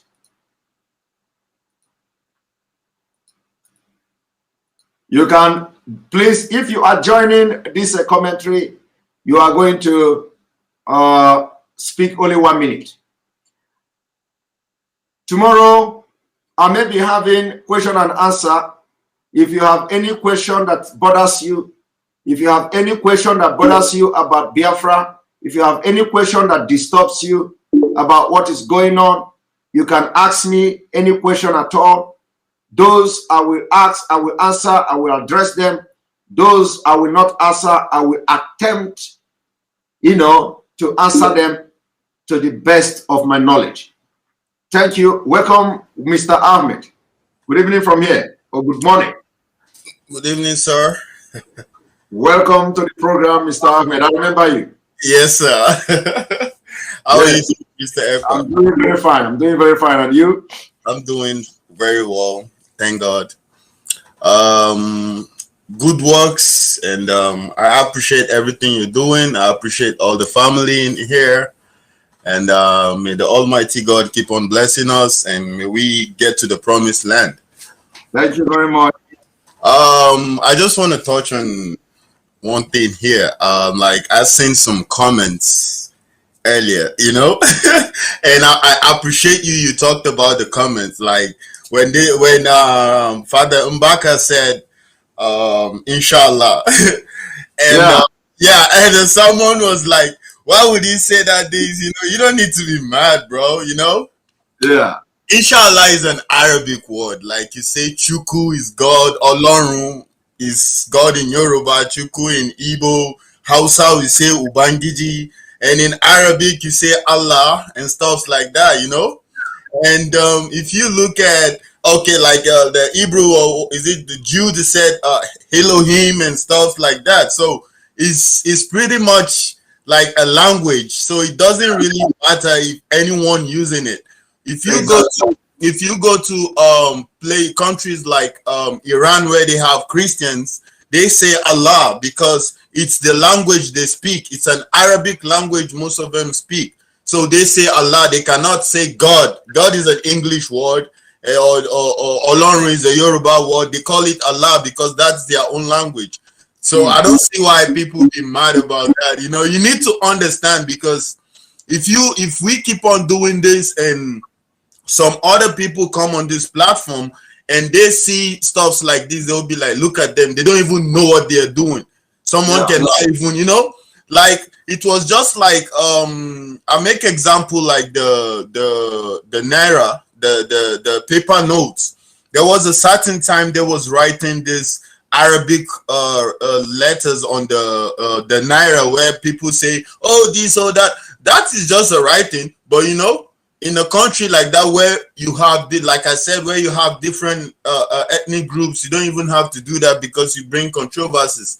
That is not our stuff. So we have to take it out. But like I said, we need to like study more. It shouldn't be like we are trying to go on platform, we listen to this person, this, that. No, when you listen to people like on every platform, go sit down, make your own research, read more, understand yourself more, and that's just it. I don't know why people just don't get, you don't have to be paranoid over stuff every time or you get mad. It's so easy. If not, people just look at you like you're stupid, look at you, you don't even know what you're doing, and that's not good for us. We need to show these people that we are more educated than they are. Exactly. Forget the religion, just drop it aside. What we are fighting now is an ethnic war, It's an ethnic war. The Yorubas are there. We have the people from the Middle Belt and stuff like that. You could see some Christians, you could see some Muslims, but we are all together because we're not happy with what's going on. So it's just a certain ethnic group that is trying to subjugate and dominate, over the others, which we have to fight back and, try as much as possible and stay positive and, mind what we try to put out there. You don't just come and start commenting and make people feel like, that's just what I have to say. And may God bless us all, and may we get to the promised land. That's it. God bless Biafra land. God bless Odudua. God bless everyone that is fighting for freedom out here. God bless you, Mr. Simon Ekwa. Bless it. I appreciate it. Yeah, Yes. thank you. And before you go, Yes, yes, sir. somebody say, why can't somebody say, why can't they say in Jesus' name? In Jesus' name. Yeah. You can say whatever. That's you. So I just want to tell the person that, for example, you just say God bless you. It is just something like Allah, you know, in the language. So that person that asked that question, why can't they say in Jesus' name? I believe that Ahmed did not see that your comment, but I didn't see it. I didn't see it. But what he said now is exactly what you were looking for. Yeah.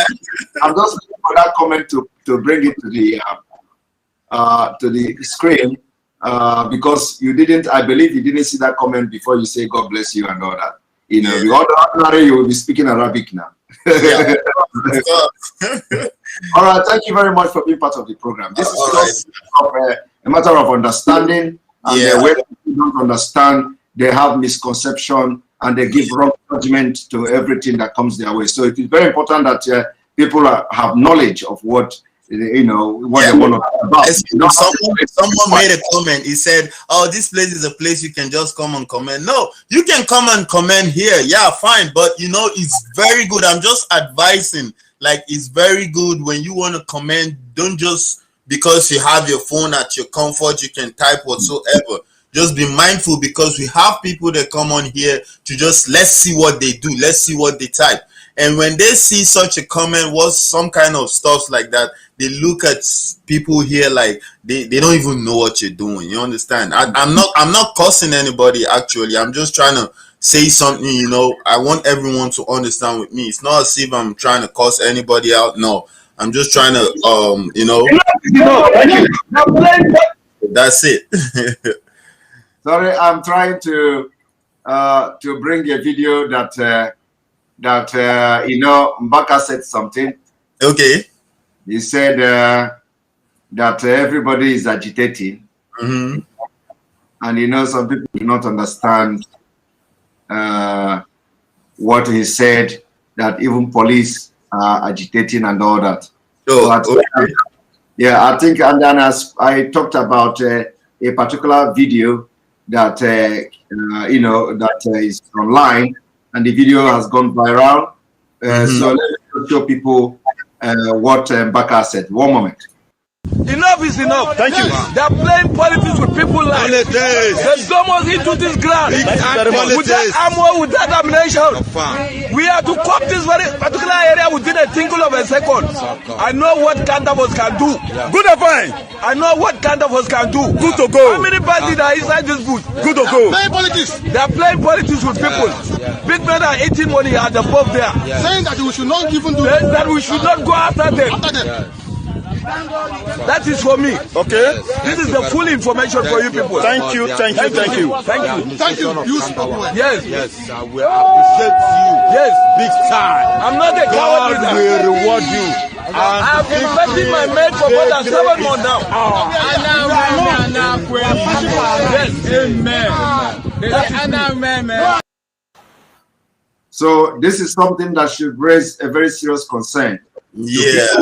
One Nigeria. The police say they should not go and kill the bandit. You see, Mr. Simon Ekpa, I just don't really. That's the reason why I come not coming on the video and stuff like that, because sometimes you gotta protect your face and stuff like that.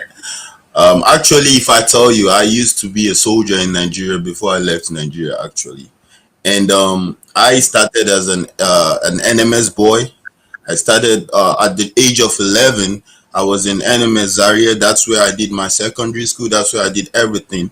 And I grew up there. All the trainings whatsoever I did, and I served like 2, 3, 4 years in the military. Even before it got to this stage, that was when I left for the United States and stuff like that. But I still have friends there. I have junior ones who joined the military who are still serving, and they tell me every day what they go through.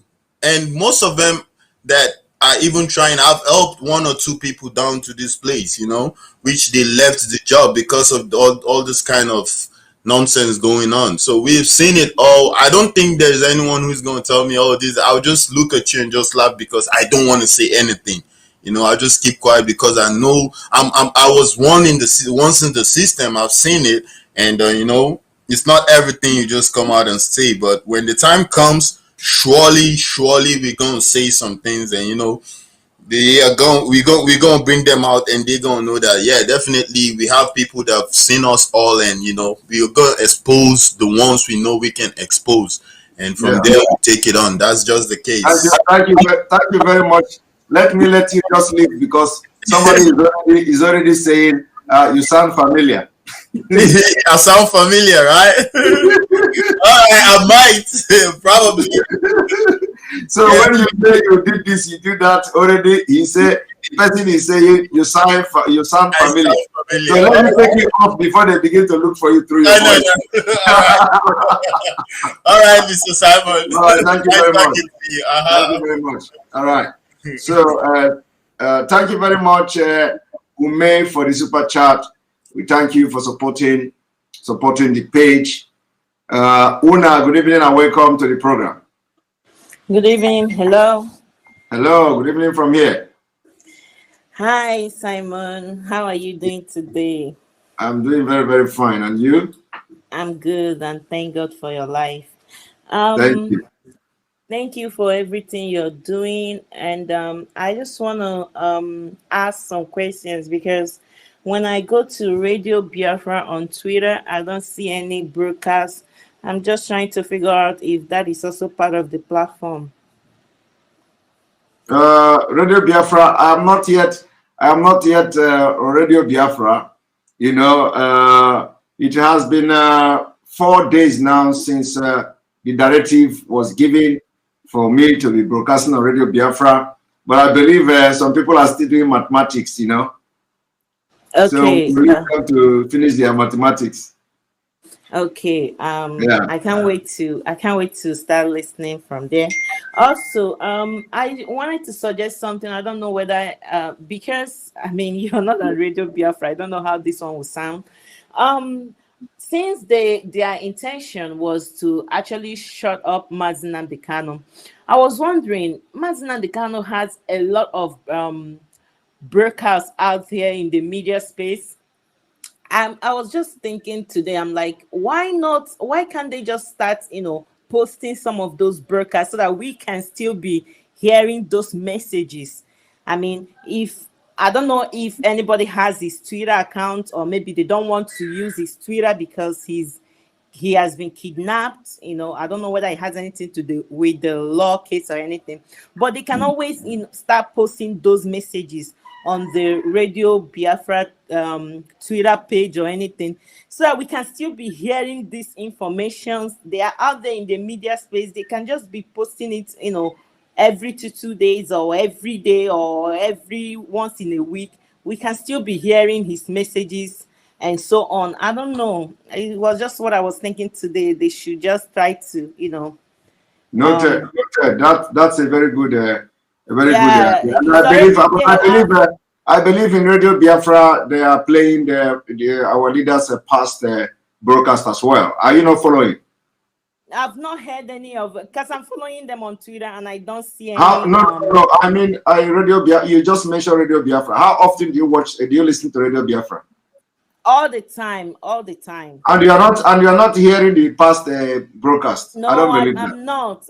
That is the funny part of it.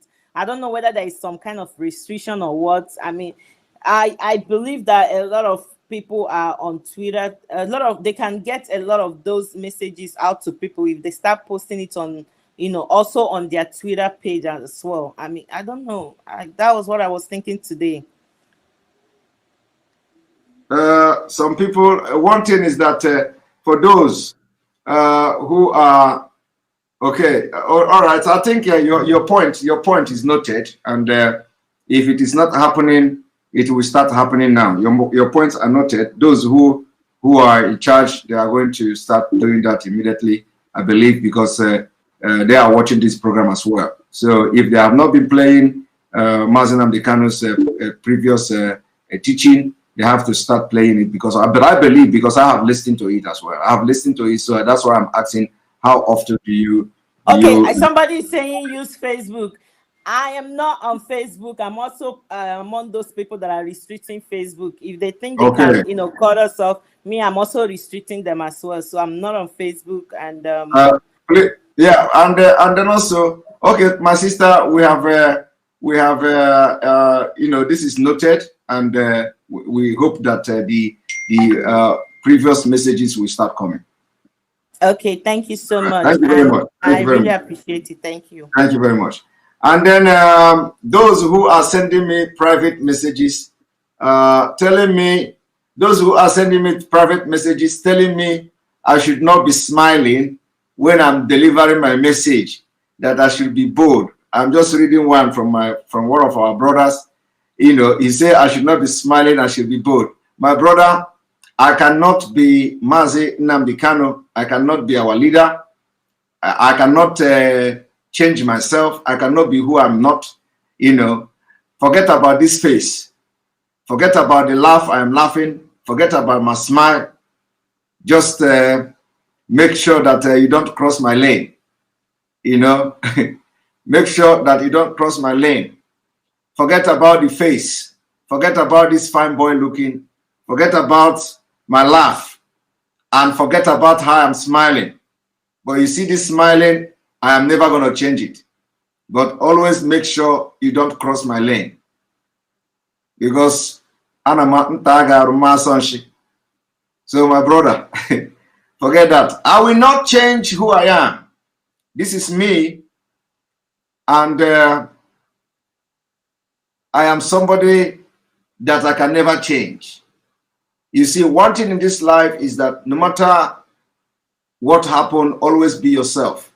Do not copy others. Don't pretend. Don't portray yourself to what you are not. For those who are expecting me to start talking like our leader Mazi Nnamdi Kanu, or copying him or something like that, it's not done. Like, if I do it, I'm going to fail. I have to be me. And I will be me until Biafra come. So if you don't like this, my laughing, my brother, what did I go do now? What did I know? What did I even know, Seth? So, but I'm gonna be me, and I will be always smiling, and I'll be laughing. But remember that, what I have come to notice in life, those who always smile, those who always smile, no fear them. I'm not saying you should fear them, but sometimes you will just watch yourself, But I'm not going to change. I'm a very nice person. I'm a very church person. I'm almost a pastor, So what should I know? But my brother, I will be myself. I will continue to be myself. As I'm talking, I'm still laughing. All right, let us continue. All right, Ujumwa, good evening and welcome to the program.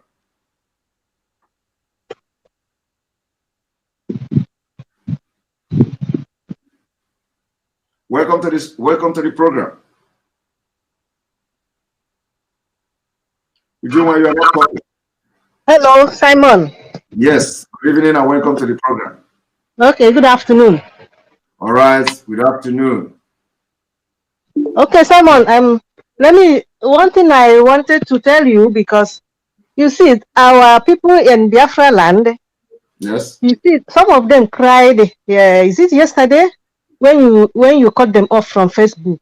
They shed tears, because that's the only the easiest way they can get you.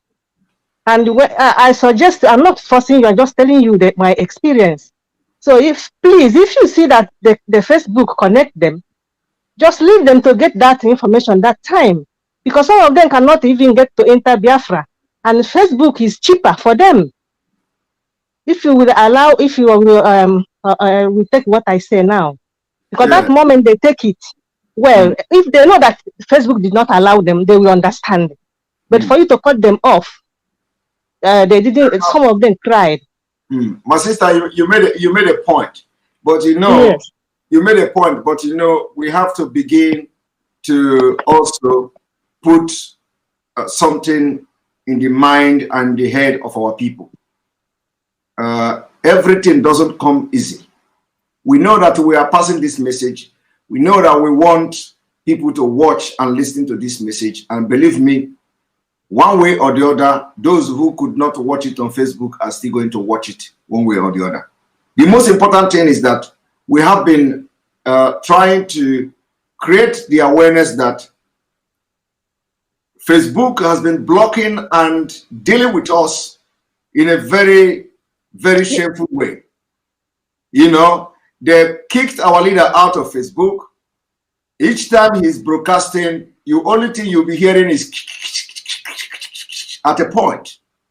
Yes. They blocked our page. As I'm talking to you now, that particular page you are talking about, if I open it, you will see the page is almost unpublished. I don't know if you follow my program a few days ago, where I showed the page that they're about to block it. Yes, watch it?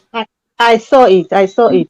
So the point now is that we must begin to tell our people, because in Biafra is going to be a digital country, and we cannot. It is now. So anybody who wants to watch it must do what we want the person to do, to watch those programs.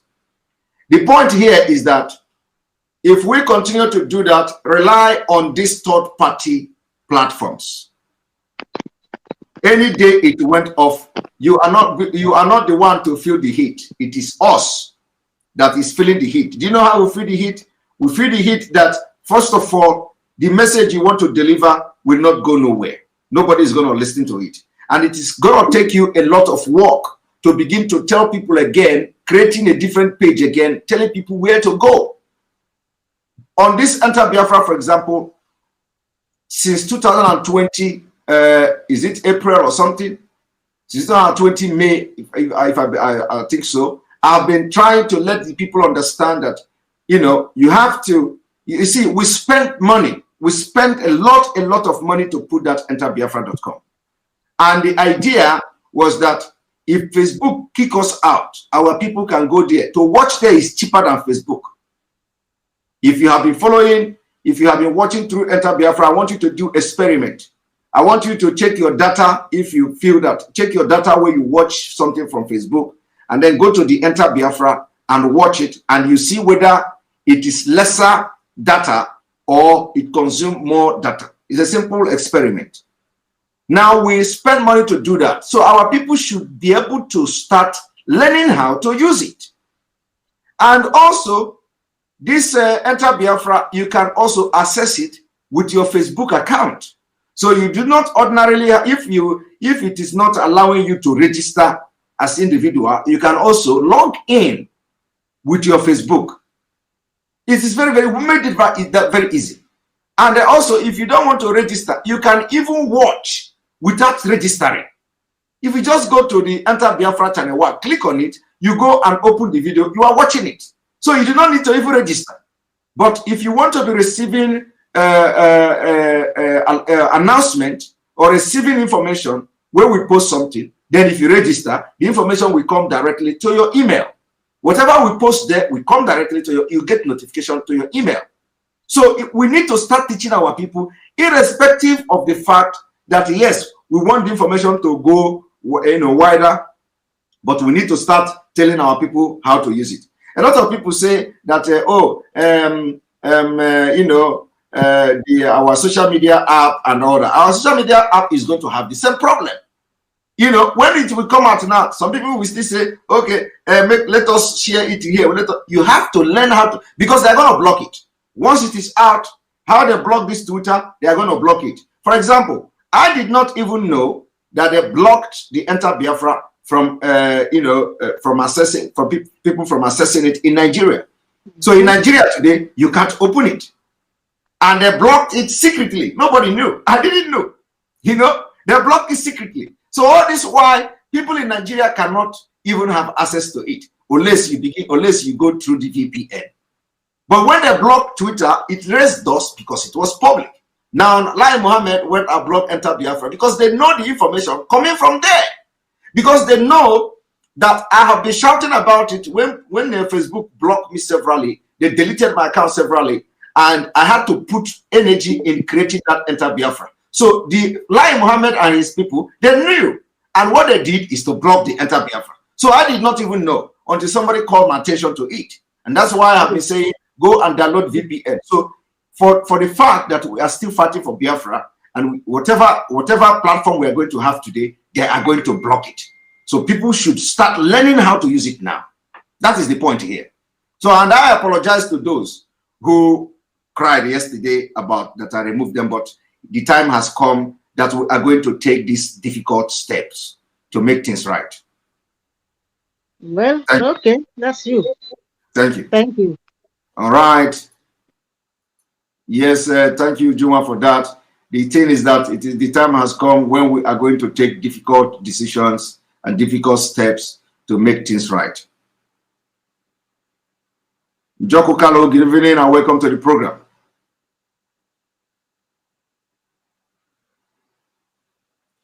Welcome to the program, Joko Kalo.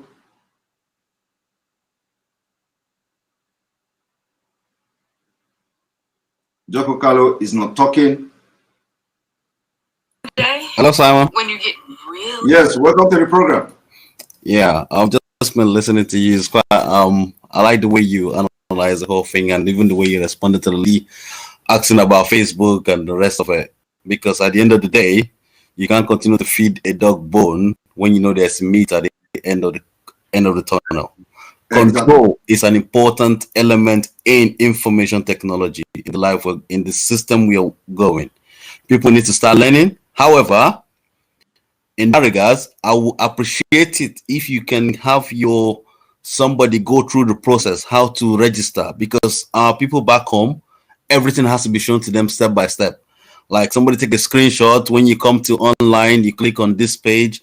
This is what it looks like. Then you click on this. You click on this step. Click on this step. This is how you get to the point where you can participate. And this is what you get by only coming to visit the site like I do. And this is what you get by registering. So people now decide what they want to get and what they don't want to get. That is a way of helping them understand. But what you're doing is the best way, because if you don't leave Facebook, and with the rate at which people data are getting sold across the globe, those people that actually coming to even watch you on Facebook may be surprised to know that their data has already been sold.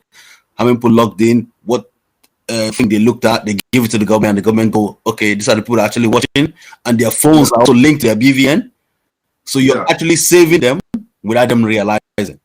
Exactly. And that is one thing people they don't appreciate. You don't have to come here and tell them you're saving them, but people don't really understand it. Like me, when I see you broadcasting, I don't even watch you on YouTube. I just log my YouTube. I just come here and watch it, and I just close it.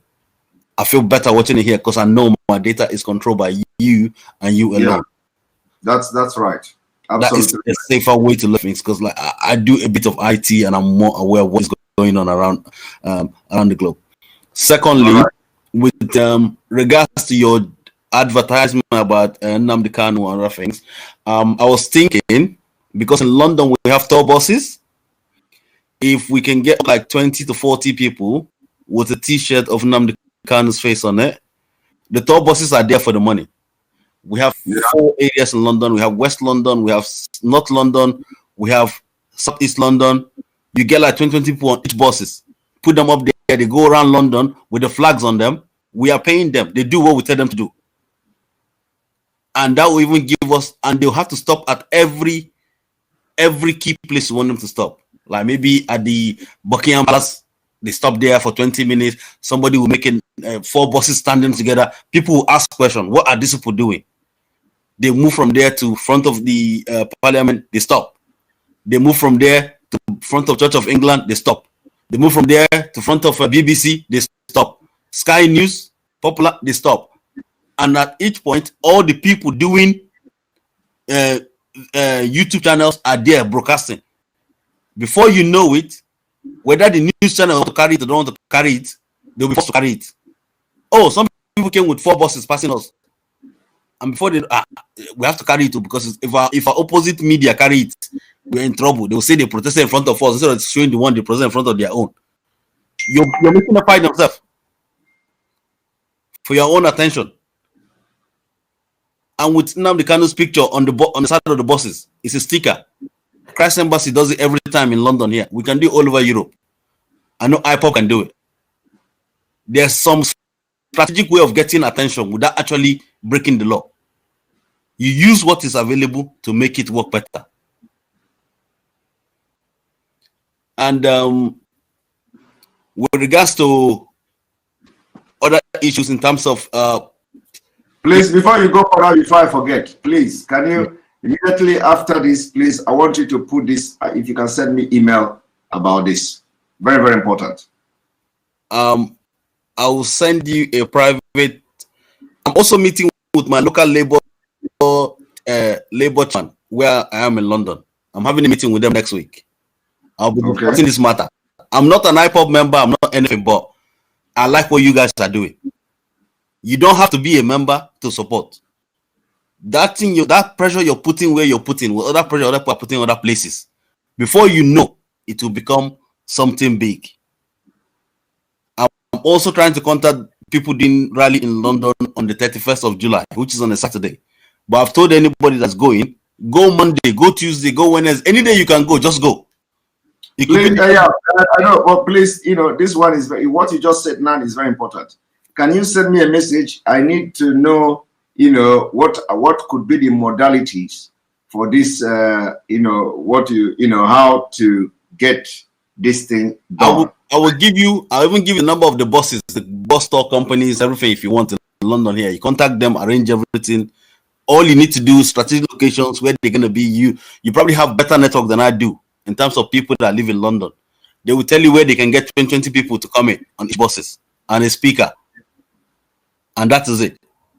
And this is a very brilliant idea. So I cannot miss this one. I want to, propose it to the people who probably are watching now, but because we have to turn every stone. We need to create this awareness. We need to make everybody in the United Kingdom and other places know what is going on. It's very, very efficient. I won't lie to you, Oga Simon. I agree. I worked with Christ Embassy before. It's easiest way. All these churches don't do it. They will do it. They're off. It's a business. As long as you're not doing something illegal, it's not even illegal. It's just something you post in there, and that is it. Yes. And if you do it in every key city, the aim is every key city, Berlin or Paris, or the top buses will take you to key locations, the churches, the House of Parliament, the head of the mosque, the radio stations, the key radio stations that people listen to, the key TV stations. Make it as much as possible. 33 stations, 33 radio stations.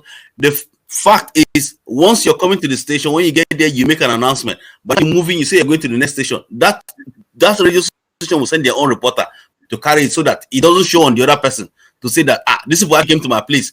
They talk, I didn't carry it. It looks like you're ignoring the news. Yes. And you're making them work against each other. Before you know it, they will broadcast it by themselves. Exactly. Thank you very much, Njoko Kalo. This I believe those who are in the United Kingdom watching this program are taking note. I would also like to to make some inquiry myself. And on this note, there's this our sister Ify from Canada. Ify, if you are watching, our people are still expecting that you send this app. You send this app that you spoke about, the video app on how family will know your way about when somebody, if you are kidnapped or something like that. There is app. If you are in danger or if there is a security issue, there is an app you can download on your phone, and your family can be able to track where you are. So if from Canada, people are asking this question, and I believe you are watching, right? You are still watching. Please, if you have not sent the email, I will be waiting for that email to come, please. And if you have sent it and I have not responded or acknowledged it, please send again, because maybe the email I have There are many, and maybe I have not seen your email. So please send it again, so I will check it again to see if you have not sent it. All right, Njoko, thank you very much for joining the program. Thank you. I will send you a message. Right. I'll send you a message. I don't have your detail, but I'll send you a message privately. What if I can? Privately where? Most likely it's gonna be. I'm gonna have to go through your legal. I'll check on your Facebook now. I can see you have a legal office. I'm probably gonna send you through that. Yeah. All right. Okay. Perfect. Perfect. All right. Thank you very much. Thank you. Have a good day. Yeah. All right. I'm gonna bring you Biafra TV. Biafra TV. You have to send me email. You know, if you are looking for that, you have to send me a studio. Should I still bring you in? I'm not coming. I'm not coming. You are not coming in. All right. Okay. So I'm gonna bring you.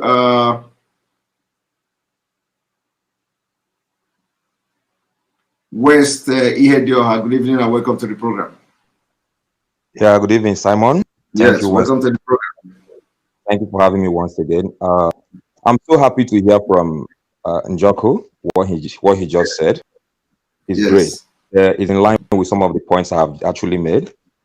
I have taken time to observe the protests we had, some countries have been having, and I can tell you that there are so many gaps, which I personally would like to talk to you in private. Not every strategy, we don't just have to give out our strategy like that, some of them.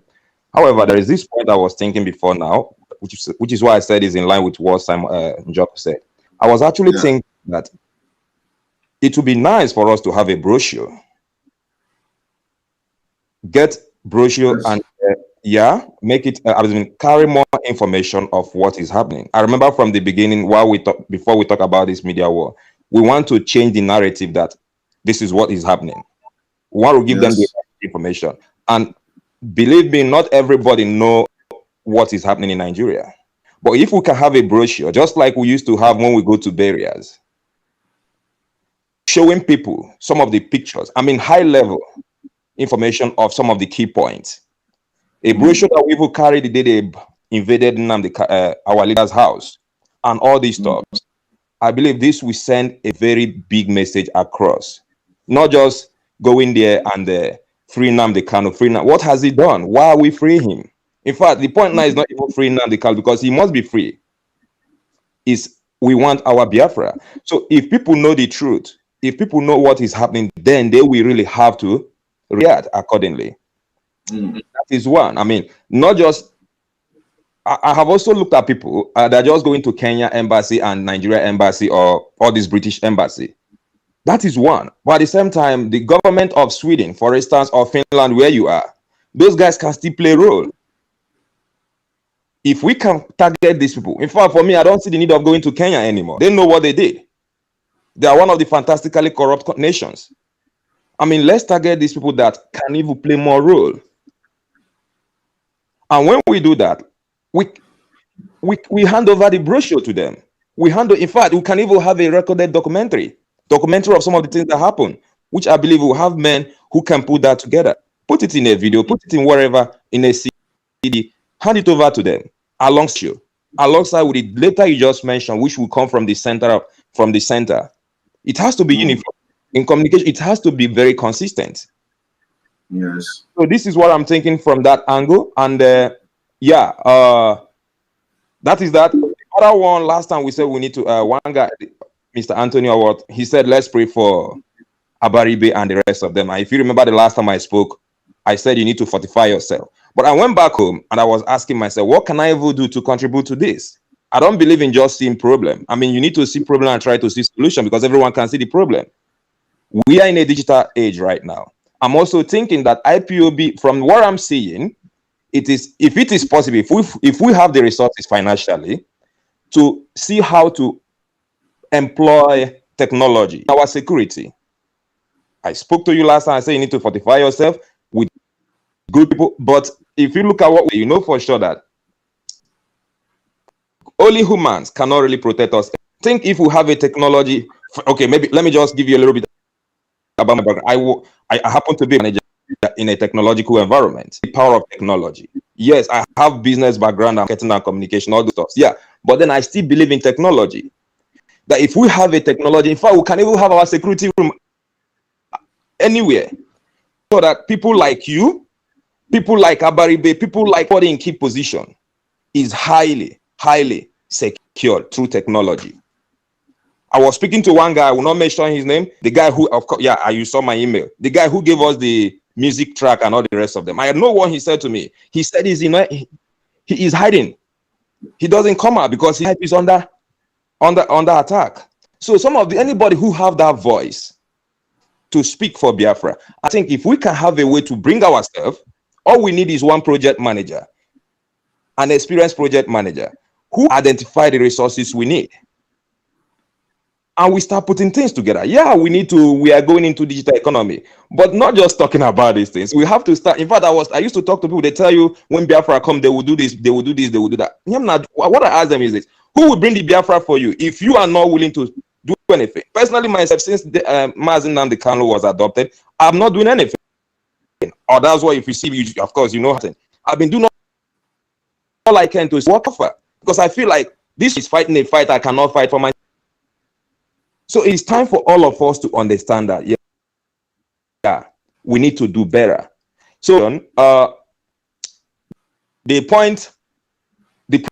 area of protest, even the way we communicate, because I've seen some people are carrying picture of Mandela and Nnamdi Kanu without anything.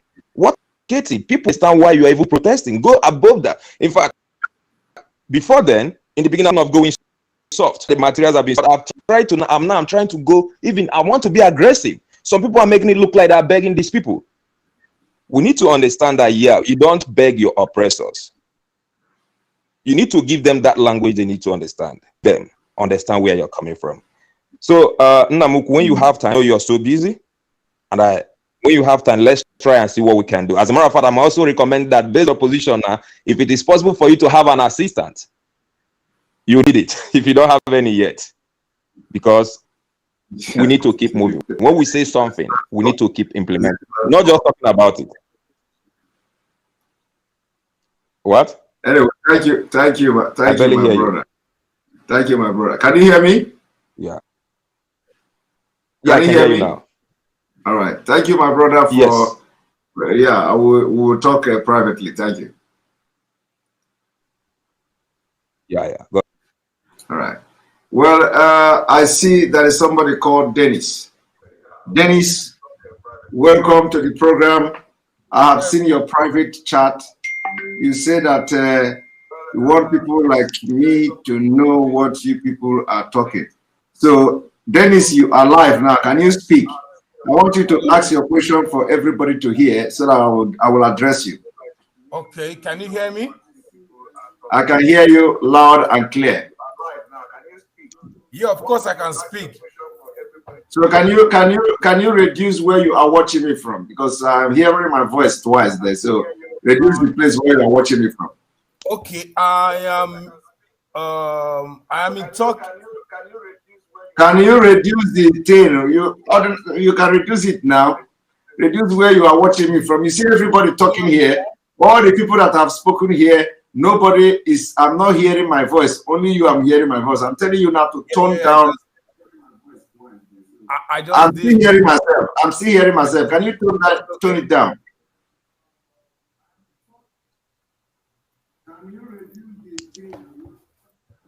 Okay, I just did. Okay. All right. So go ahead. Better now? Yes, I can hear you now. Go ahead. But I can't hear you. You cannot hear me. You must hear me. How can you not be hearing me? Okay, how about now? Is it okay? It is okay. I'm hearing you. Go ahead. Aha, good. I can hear you. I can hear you. Oh my goodness. I'm still hearing myself. Okay, what I'm saying is, yeah. Saying people like me, yeah, that of course I love the ideology, the idea of Biafra, yeah. But I'm thinking we don't see map of Biafra anywhere online. How come? You don't see map of Biafra anywhere online? Yeah. We don't get to see. We see like Biafra's flag, the stories about Nnamdi, everything, but we don't get to see the map of the land. Why? You don't see. So it is the map you are looking for. I'm not like I'm looking for the map, yeah. Because okay. I think to have a country, you need a location like a land, yeah. Then when you have a land, I think you need a population, right? Then after the population, I think then you can now talk about the social contract or whatever the lands of whoever is in it wants to live or whichever destiny they want to choose. But I think now let me tell you. Now let me tell you. Do you know why you cannot see any map? Every map you see now is what we call a prototype. There are maps everywhere. The map you see now is what we call prototype. Do you know what is prototype? Yeah, of course. Okay. Now it is a prototype in the sense that the Nigeria Boundary Commission, the Nigeria Boundary Commission has committed the biggest fraud of all time, the biggest fraud during the formation of Nigeria from 1960 till date. They have committed fraud in demarcating and sharing these boundaries. So for that reason, you cannot see at this point, even in international law, when you agitate for freedom, you don't have map. You don't have to prove your map first. Map is something that comes even at the last stage of referendum, before referendum is conducted. Okay. But I'm addressing you now. Wait. So you are not, the map now is not the issue, but I'm going to tell you, if you want to know what is map of Biafra, you go to the map of 1967. The map of 1967, and for those who may not want to be part of Biafra of today, it is going to be by referendum. Now, I will tell you that before Benue State was created, the part of Benue belonged to Ebonyi State of today. Before Ebonyi State was created, part of Abia State was mapped out, part of Enugu State was mapped out, and it made Ebonyi State. Before Enugu State was created, Anambra State was carved out. Part of Enugu State was carved out to Kogi State, and from Enugu State. No, that is how that is what I'm telling you now is how you are going to address the issue of map. So the Boundary Commission in Nigeria let me address it, because you may not be the only one. You may not be the only one asking the question. Good. How the Boundary Commission have distorted the map of Nigeria by dividing and annexating other ethnic group that are Igbo-speaking ethnic group to other parts of the country, become the biggest fraud. So that is why we are not, bringing the map, because if they say Igbo people should go, we will ask Igbo people in Nigeria to raise up their hand, right? Let us even start from the Igbo. Okay. Because some of you asking this kind of question are always pointing finger at the Igbo must go or Igbo should go. Now, if we say Igbo should go, the first issue we are going to say is anybody that is Igbo, please, Adam, hey, wait on, go back to sleep. I'm coming. Anybody that say Igbo must go from Nigeria should say, okay, we are going to say Igbos, raise up your hand. If you are Igbo person and you want to leave Nigeria, raise up your hand. You are going to see hand in Kogi State. You are going to see hand in Benue State. You are going to see hand in part of River State or Bayelsa. Or you are going to see hands in all those places. You are going to see hands even in Edo State. Now, that is where the boundary will come from. That is if we are talking about the Igbo as a nation. I believe this will answer your question and answer your address it very well. No, then I have another question, right? Now, based on events that has happened in China when Hong Kong wanted to leave, and China wouldn't let them go for any reason, right? Okay, good. Now nothing happened to it. China did everything they did in Hong Kong, and nothing. So do you think Nigeria will let Biafran go easily without the help of United Nations? If United Nations since United Nations have not anyways recognized Biafra, then how do you think all these things will work without any? I want you to tell me. Yeah, I want you to tell me not only about China. I want you to tell me about South Sudan. I want you to tell me about Yugoslavia. I want you to tell me about Czechoslovakia. I want you to tell me about Ethiopia and Eritrea. I want you to tell me about some of the countries that have gone through the same thing with Nigeria. Don't tell me about China alone. So why are you not making reference to those countries that people never believe will divide and dissolve, and they ended up dissolving? I want to tell you one thing. When we are talking about the dissolution of Nigeria, it is for the best interest of you that is asking this question. Do you know why Nigeria cannot progress? Do you know why Nigeria cannot progress? Do you know why? I know, because we don't speak one language. It is very important. You know. What are you doing? What are you doing to that effect? No, because I understand. What I'm saying is we live in Nigeria without any of us dying. That is what I'm talking about. That is my main point. Well, do you know how it is going to work? Do you know how it is going to work out? That's why we are here. That's why we want to know how we are going to. Now it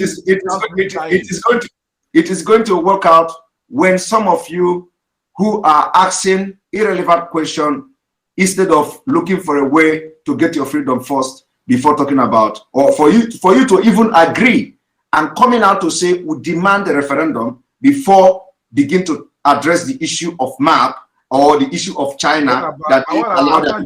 When you join the Civil War, after the Civil War, did Ojukwu apologize to those ethnic group that sacrificed their lives? What about now? Now, presently, when you talk about Biafra again, all those minority groups don't show concern because they know at the end of the day it might not happen and they're going to lose their lives again, right?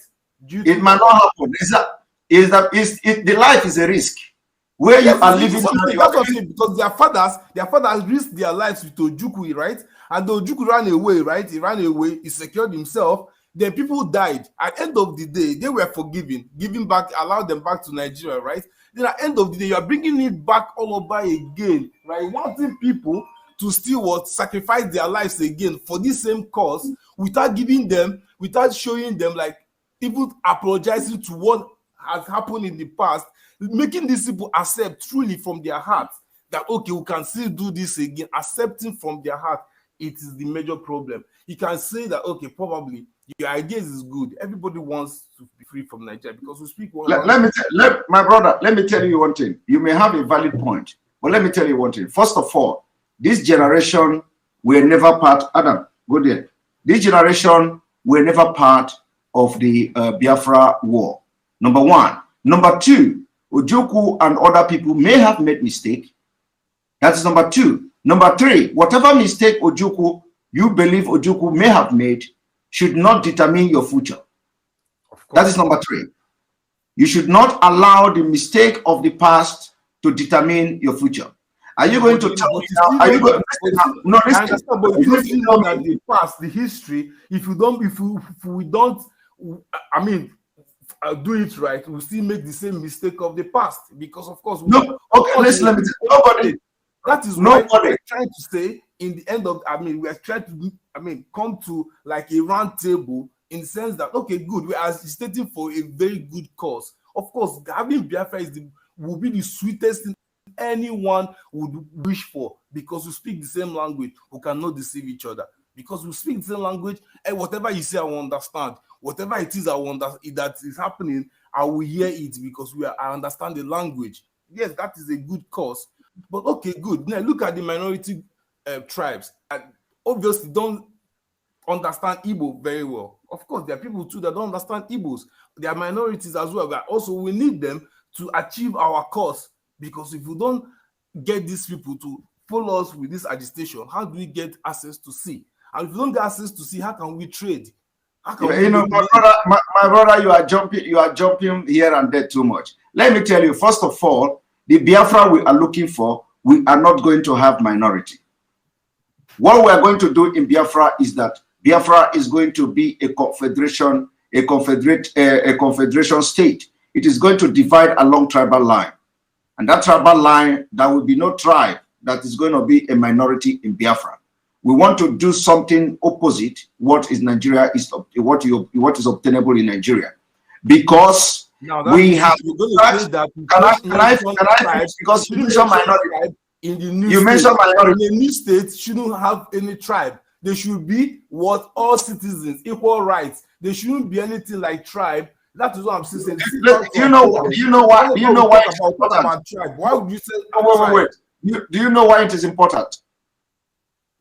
Do you know why it is important? I'm listening. Do you know? Do you care to know? I want to know. That's why I'm listening.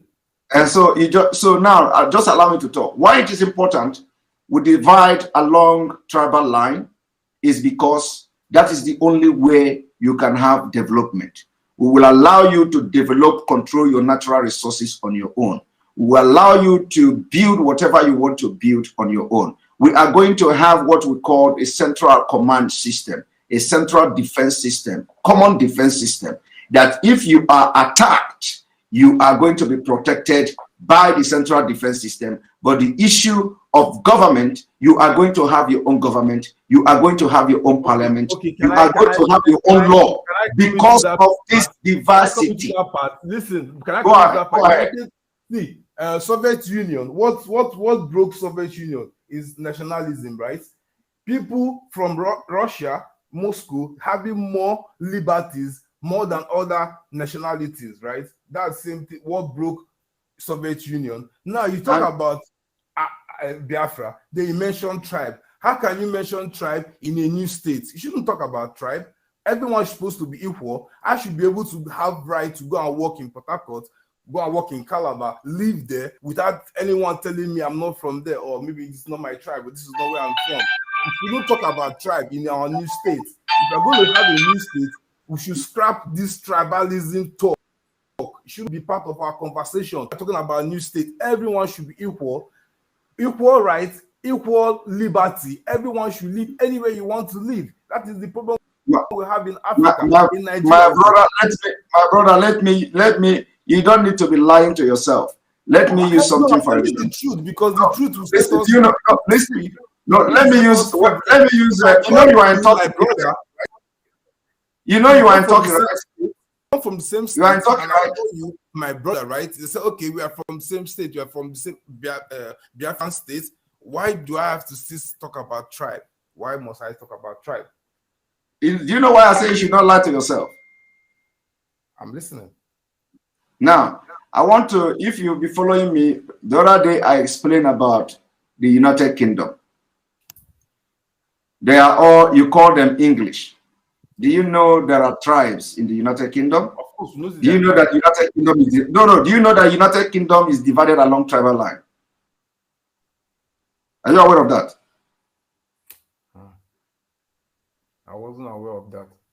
You are not aware of that, you see. That's why it is good to always get yourself educated before coming publicly to argue. So since you don't know about, so we are bringing something that we have researched. Can I talk? You say you don't know. You said you don't know. You said you don't know, right? Must we use their blueprint to run our? We are not going. Listen, we are not going to use their blueprint. I'm telling you what we have been practicing even before the British came, and it was working for us. Are you aware that we were like that before British came in? I wasn't born then. You see, I was not born then too, but I knew. But the history was scrapped, so. But that does not mean that I didn't know. I read it. I researched it. Do you know also that Yorubas were also, Yoruba was developing according to that tribal line before Nigeria? Are you aware of that? No. You see, you are not aware. So you are not aware of many things. Do you know that Yoruba had embassy in the UK? Did you know that? No, because no, now your voice is going down. Did you know? Did you know that Yoruba had their own money? Did you know that Yoruba had their own currency? Did you know?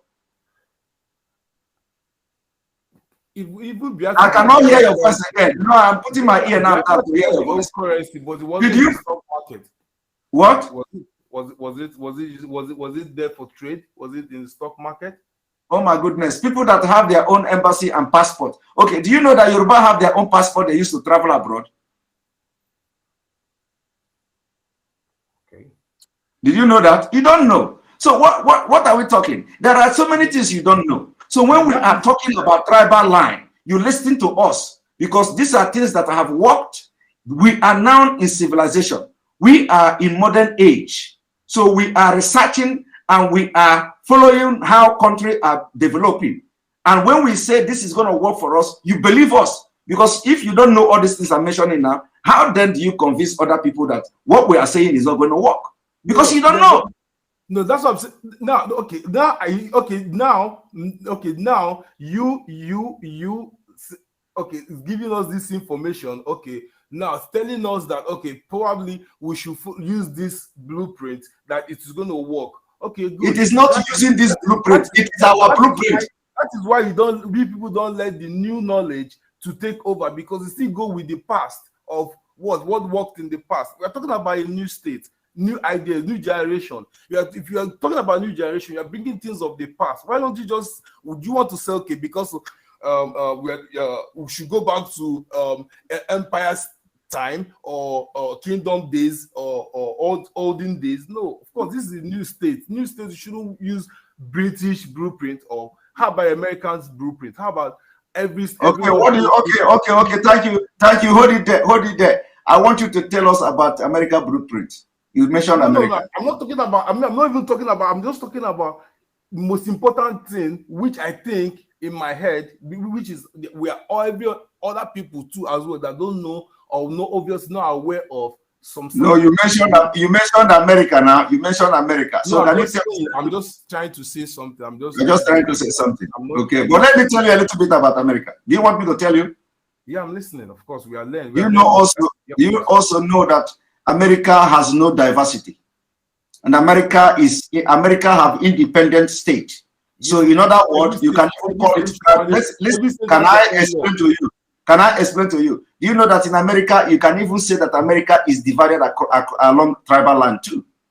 In other words, because in Texas, you have this. Every state has their own laws. Of course, we know that. No, you mentioned America now. You mentioned America now. You can use the American system. You cannot use say tribal line. Yes, of course. You can say every state can, of course, have their own rules. Yes, of course. You can use that as America as an example instead of UK. I should use America as an example. That's what I'm telling you now. Yes, of course. Use America instead of talking about UK because UK, of course, UK is evil. Don't talk about UK. Why shouldn't you talk about UK? Is it not UK that gave you Nigeria? Is it not UK that gave you Nigeria? People, the same UK spoiled many countries. The same UK gave all African countries independence at the same period in the same 1960. They shared independence to everybody. Every African country, they were in a hurry to leave, so they didn't plan. They were just giving every state, merging us together. That's what they did. They caused this whole problem. Do you want to talk about what UK did? You want to talk about? Do you also know that UK gave South Sudan independence? Yes, of course I know they did. I just said they did. But you know the same thing that UK did in Africa. I trying to say we're supposed to criticize UK for destroying. Of course, we are discussing. And people are listening and learning from you too. So, my brother, now let me ask you, do you also know something about Europe? Yeah, of course I know Europe. Of course. Well, you know Europe?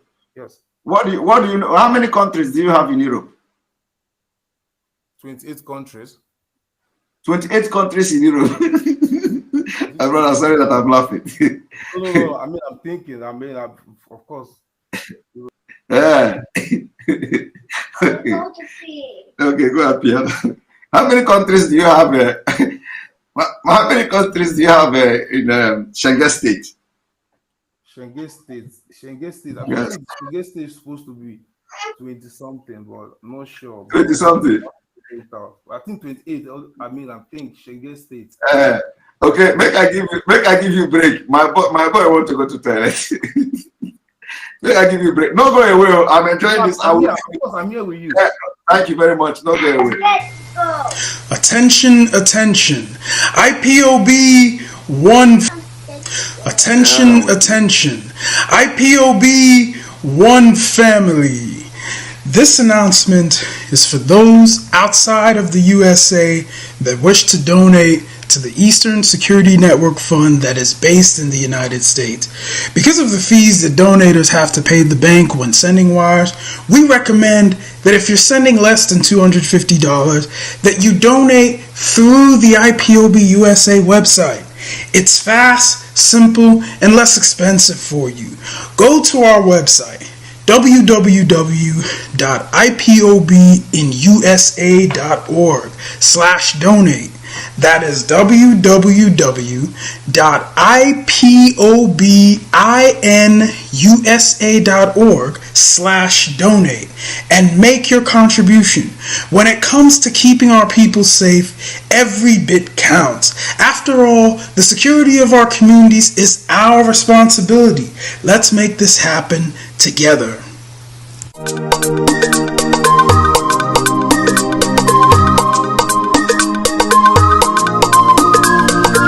Yeah, Mr. Bella once again.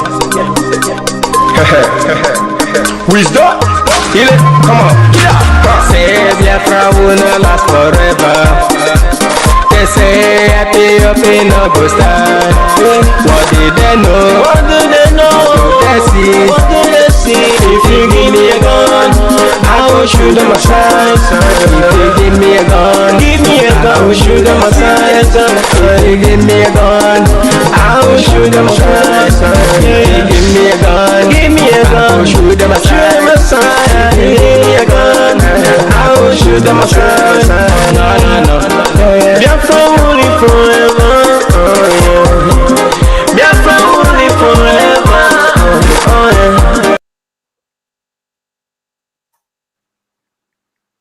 All right. Good evening again, and welcome back, my brother. So, are you still here? Yeah, I'm here with you, bro. Okay. So, have you been able to search something? Yeah, of course I checked. I mean, the EU members. I mean, there are 27 countries, correct? Have you searched? No, of course I tried to look it up. I mean, I see EU members. There are like 27 countries. I mean, I'm not talking about the Europe as a whole, because not all Europe are members of EU. Okay, not all Europe are members of EU. I mean, not all European countries are members. I mean, they are members in the European Union, of course. Okay, so you have been able to check that? Yeah, of course I know. I don't need to check that. You know, okay. Do you know the reason why they are not all of them are members? Yes, of course I know. Of course, because what is the reason? Religion and some other issues. Because of what? I mean, religion, and also some states, obviously, like Turkey, will never allow EU to come into their affairs. Just like, is it Turkey that will never allow, or EU that will never allow Turkey? Which one? Turkey will never allow EU also, and also EU does not want Turkey, because Turkey is also allowing their more than most European countries, so they'll have more members in the parliament. So that's why. Okay. Yeah. So do you know why it is like that? Yeah, because of course, I mean, Turkey is an Islamic state, so of course Europe don't need that. Europe don't need that. Yes, Europe don't need like things like that, of course, and also Turkey, which will never allow European Union, obviously, to interfere with their affairs. I mean, they are okay. But are you aware how many times Turkey have applied to be part of EU? Yeah, Turkey wants to join, yes, but they still have their own reasons why because there are terms as well to be a member. Of course, the bank, you have to also, Turkey also wouldn't want so many things, even the banks, of course, you know what goes down in Turkey, of course. You know, Turkey will not allow all those things. Okay. Now let me tell you, when you as you are in Turkey, what language do you speak there? We speak Turkish. Turkish. Yes, of course. Huh? So you mean everybody in Turkey, all the people in Turkey, they speak Turkish. They don't have any other language. Everyone in Turkey speaks Turkish. What is the population of Turkey? Like, I think 90-something million. 90-something million. You think? This is why you have been giving me wrong information. How can I believe it? I think 87 million. 87 million. Europe, Germany is bigger than Turkey. So Turkey should be like 86 million or 87 million. I can't think.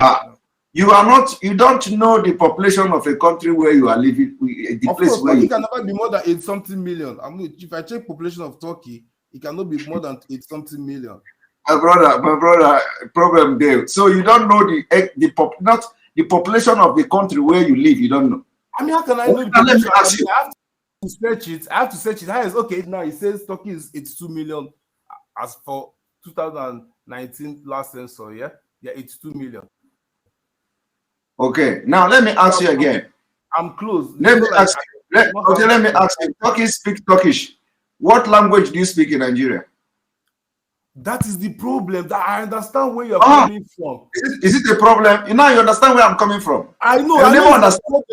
I see. Listen, I never said that we should all be one because of what the language barrier is most. That's the first problem, because every speaking language, every ethnic group speaking one language should be able to have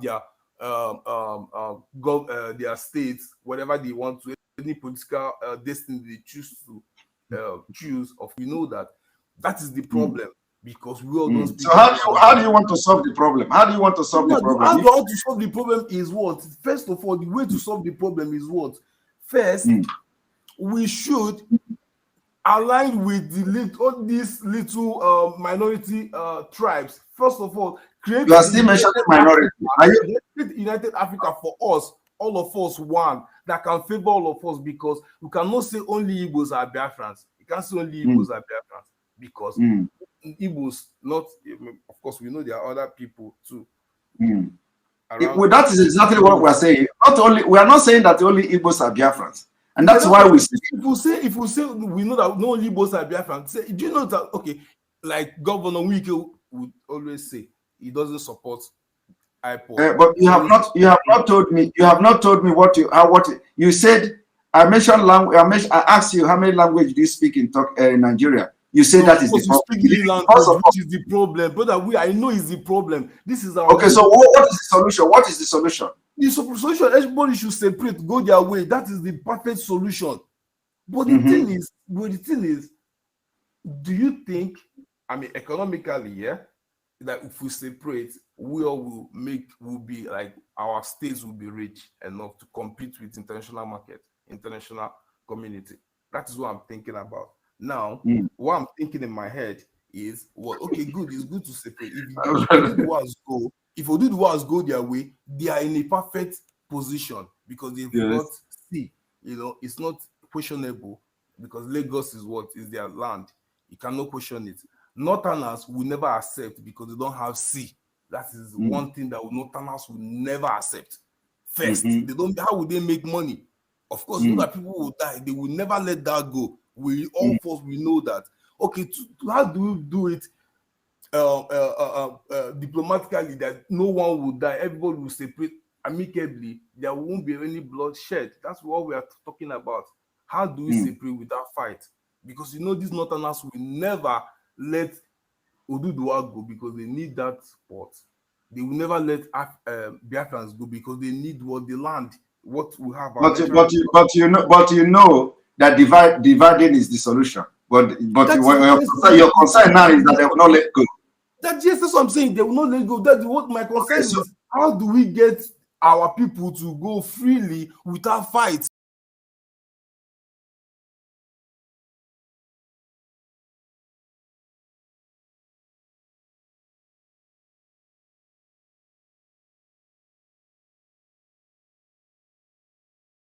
Like talking, like right now, like you talked about. Turkey is doing very well. Turkey don't give a fuck about Europe, because Turkey makes their own money. Turkey produce, they have their own industries. They have farms. They make food. They make they have industry, so they produce whatever they need. You know, they have the. Do you know now? Okay, thank you. Do you know why? Do you know why Turkey is doing well, like you said? Yes, because Turkey didn't follow what the US planned for them. Do you know US planned Turkey to be farm for US planned Turkey to feed Europe but Turkey said no. They want why then do you agree to what British want you to be? To the extent not afraid of the North. That's why I'm just saying to fuck British. For whether they want us to be fucked, they don't need them. All we need is what our people to decide what we want. But how we get what we want? How? Who are our people? Who are our people? Are you not part of it? I'm a part of it. Of course, I'm 100% Igbo now. 100%. 100%. I don't have any other place. Are you sure? Or you speak Igbo? Make I hear. I want the more Igbo now. 100% now. 100%. Which part of Igbo are you from? See. No, which part of Igbo are you from? Anambra State. Which part of Anambra? Idemili. I no agree. I didn't be from about it now. I know go believe you. Well, let me tell you something. Let me tell you, yeah, we all that studied abroad, yeah. We know one thing, yeah. You studied abroad. Which place? I studied here in Turkey. In Turkey? Huh. Yes, of course. Oh, wow. It's been a while, of course. It's been a while since, of course, we've not see. It's been a while because listen, brother. Yeah. Let me tell you something. Even in Nigeria, yeah. Let me tell you, our country, Nigeria, is a failed state. We all know, of course. There's no way our country will be good because of what these tribalism issues. If you go to all the ministries, check commissioner of police in every state, even in my own state, Anambra State. Commissioner of police is an Assaman. How? Yes. Okay, my brother. Again, let me tell you one thing. You said that you are from Abatete. You know, I wouldn't have wasted this much time with you. I was thinking, where I was thinking you are. There are a lot of people that need to know some certain things, some certain fact about what we are fighting for. That is what I'm talking about. Because, like, we are fighting for a cause, right? We are fighting for a cause. Good. We are fighting for one cause. We want our own state because of what we know. With the same language, we can manage our resources better. Good. But then also, we also know that there are other people that we need that don't speak the same Igbo, that they don't speak Igbo. But we need them because we need them because they have sea. They have access to the sea. We need them. There are also the other part too that still don't speak Igbo. They still got other natural resources that we all need each other. Even who told you that we don't have sea? How do you have sea? How do you get to sea? The other people that live there, they don't speak Igbo. How do you know that? How do you know we don't have sea? No, I think the Igbo land I'm talking about, the Igbo land. You said you are from Anambra. Yes, now. And do you know that River Niger can be dredged? River Niger can be dredged, of course. We all know that. If you all know that, why do you then say you don't have sea? No, I'm not. What I'm talking. Okay, now if oh God, come on, see, bro. What I'm talking about is why I'm asking this question is that I'm even beginning to suspect whether you are an Igbo, because I was thinking that you are from a different side, because any Igbo man will be answering me differently. That's why I'm asking, are you sure you are from Abatete? Yes. I said, if I know that you are from Abatete, I will not waste this time because I was thinking that big fish today. Bro, we are not Braz, yeah. We do trade. We do trade. That's why we are abroad. We do buying and selling. We import. You do buying and selling. That's why you are abroad. Okay. That's what I'm saying. That's what we think. First thing, how are we going to make money? First, if we get this, how are we going to make money? my brother, my spirit is telling me that you are not an Igbo man. No, I'm an Igbo man. Come on. I'm an Igbo. Yeah. Wait, but you may know about it. So which part of Abatete are you from? That's where you go. I'm Igbo.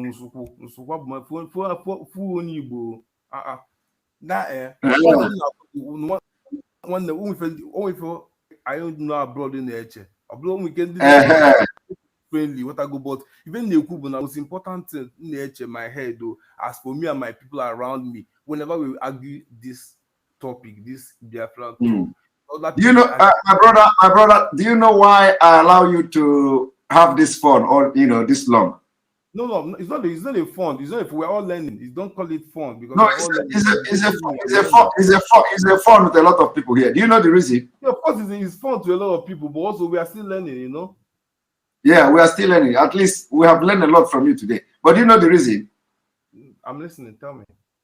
The reason is for people to know how those who want to support Nigeria sound, how to know the brain, the intelligence, and how those who are saying one Nigeria, Igbo this, Igbo that, why you cannot have Biafra. How they sound. One Nigerian thing can never do me any good. Never. It can never do me no good.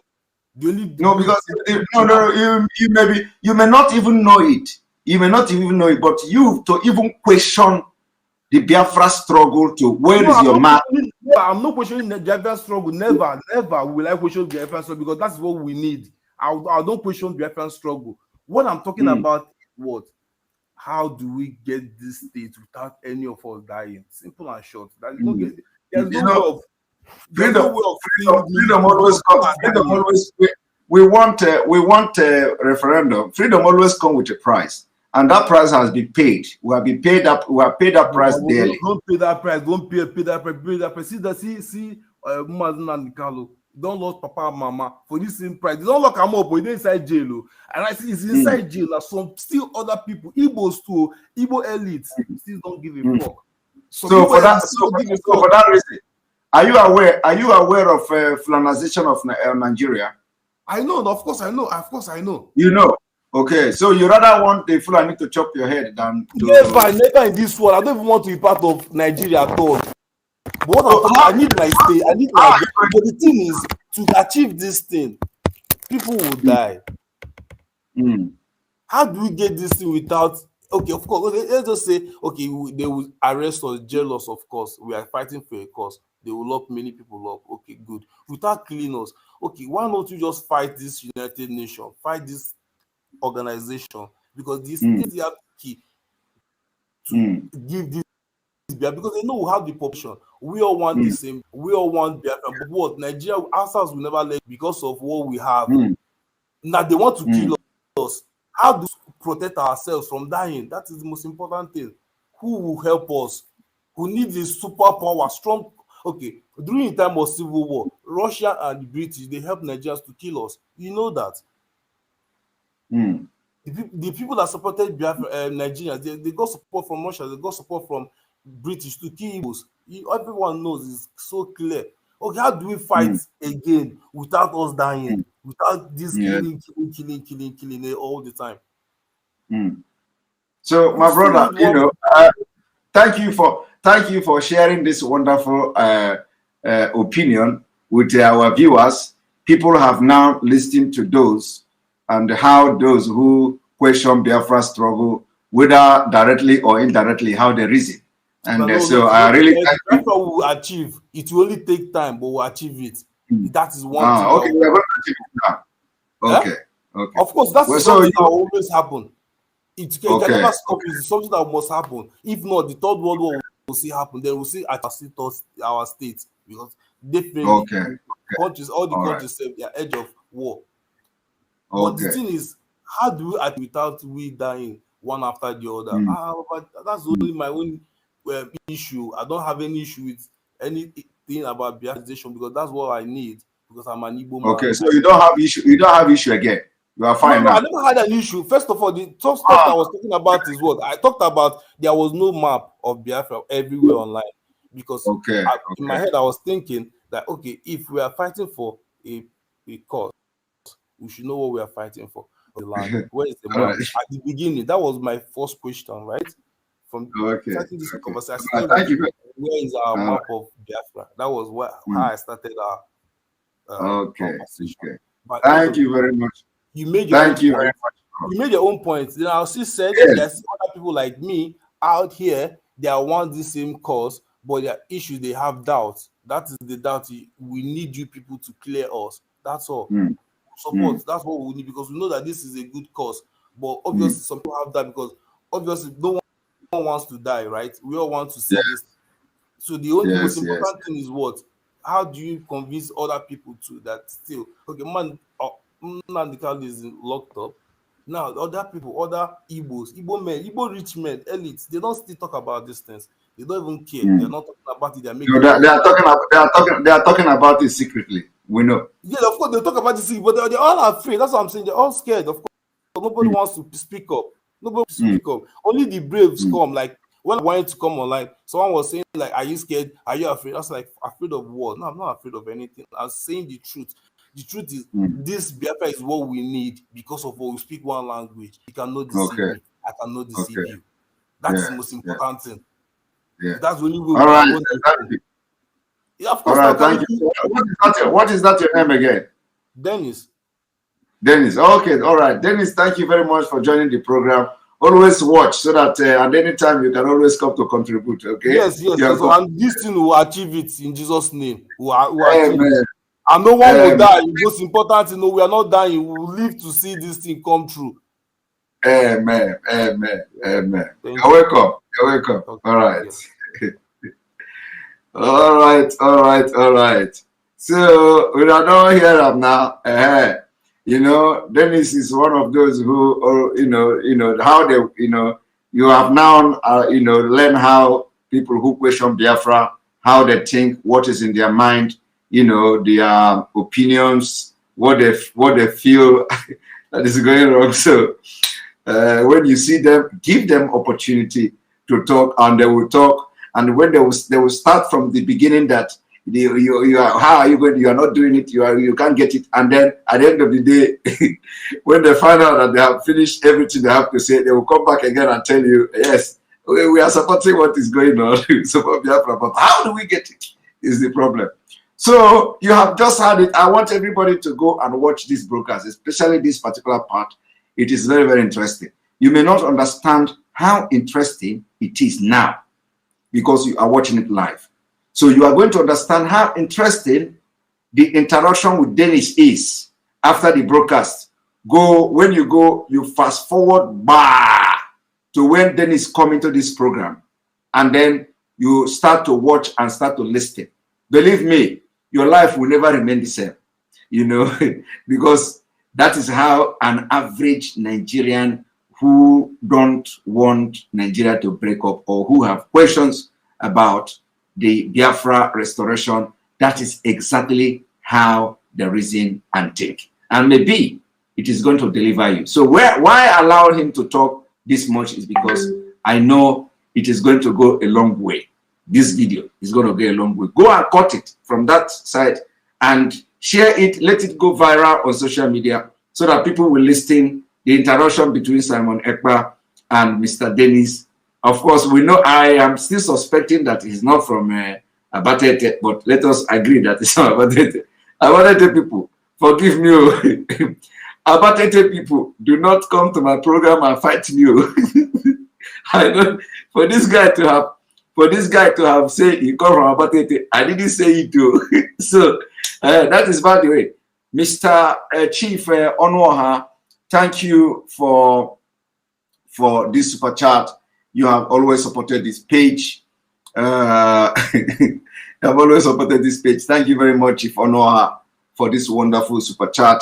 Who else do we have here? We have a lot of people also. Please, if I do not remember to mention you, maybe I have forgotten.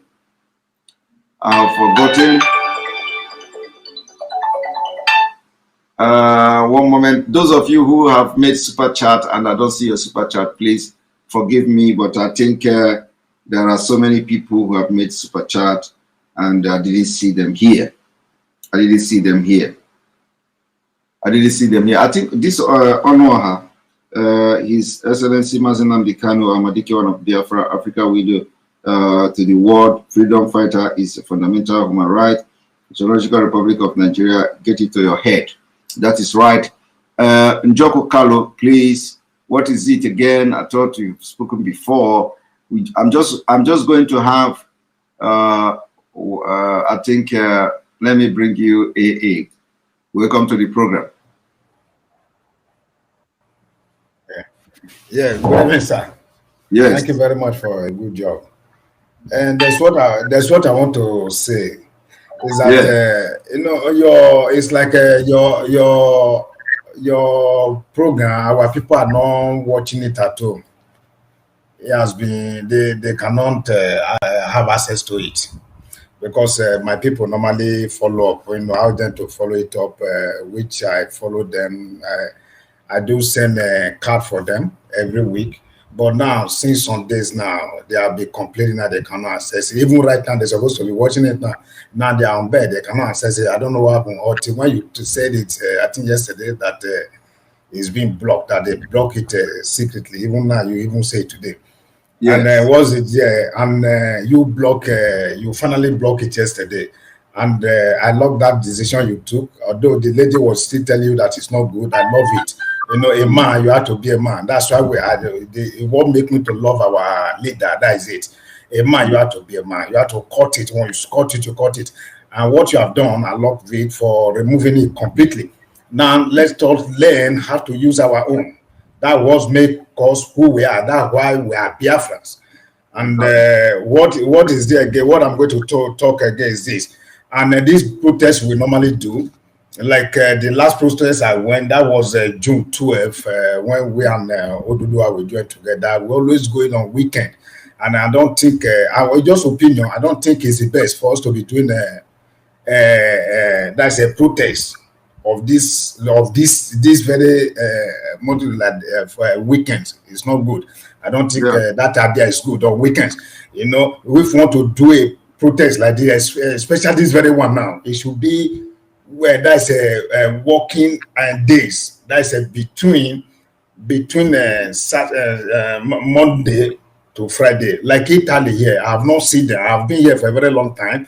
I have not seen them organizing their protest weekend. No, they do protest, but it's not on weekends.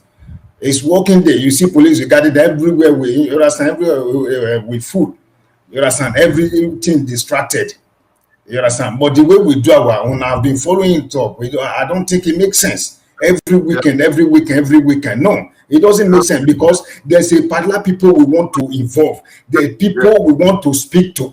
There's people, you understand? The people that's supposed to look at us as we call them attention. Say, what is this? They will pay attention. Even in 1 second, they will stand. Here in white man, they will know what. Even in a second, they will stand and watch. What is happening? They will ask questions. You understand? Our protest should call people attention. Not this thing they are doing weekend. When people are tired of work, they want to go and relax. They say they are doing protest. I don't think it makes sense. It doesn't make sense. And then because I'm very angry for this protest they are doing. Because the only man that I love on this earth, that is what they kept in one side, and they don't allow him to speak. All these days I'll be sick. You understand? It's just because you come online these days. But until now I'm still sick. I'm still very, very sick. Because and again, another thing I want to say here, and these mad people that said that they'll be going to vacation, and after 26, I don't think we will allow our leader to stay there. I don't think, because we will not stay there, because when we wait for these mad people, this Zoom to release them, all these so-called British that you are calling, and all these mad people, they will not do anything. They cannot do anything. It's sweet that we do something. It's sweet that is going to release them, not them. They cannot give it to us. What we are asking for, this white people cannot give it to them. Give it to us. I watched so many videos. They can't give it to us, even though I'm telling you, even we kill ourselves now, it's blessing for them. It's a profit for them because of what is in our land. Please, what I want to say, let us not be doing like that. And the British, we should not give them rest. They should rest. That broken palace is supposed to go down. Let's occupy there. Let us disturb them. If we don't disturb them, they will not listen to you. You know how white men are doing here. Thank God that you are here. You have been here for many years. You know how they do things. If this thing didn't disturb them, they will not give a thought. It doesn't concern them. You understand? Let us stop doing this cold water protest. It is cold water protest we are doing. It's cold water. We don't need that. Please. This man is there suffering. Do you know how many people follow this man? Even in my family now, people are sick. My blood, they are sick. They are saying it just me consoling them that it will come out. It will come out. I know how much I send to home every time for credit, if for them to get that. Now finally everything broke and they cannot access you. Nothing is working, and this man now they are all worried. Please let us do something. So I want to ask you this question. It's a question I want to ask. Are we going to leave him for these mad people, this idiot fool, and I don't know, for them to go their nonsense vacation? Are we going to leave him there after 26 for him to go vacation?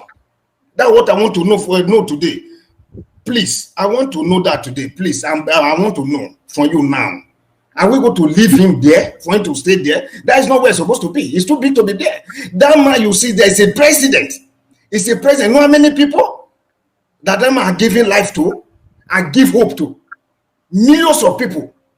Please, I want to hear that thing from you, sir. Please. And another thing I want to ask again. Why is it that you are not making the use of the Radio Biafra? Because I saw it when you said it, that you are asked to be using it. And now, till now, I'm yet to see you there. And again, I will beg you. I want to beg you something. And those people that may concern, let them be helping us with our leader, the previous video, that is a broadcast. We want to be hearing his voice. I want to go to the net, I hear his voice. Even when I'm at work, I do follow up.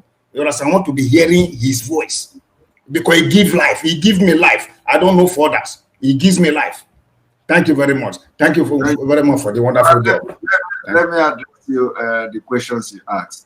I don't know when you joined the program today, because most of your questions I have actually addressed, during this broadcast. So the directive was given for me to start broadcasting on Radio Biafra with immediate effect.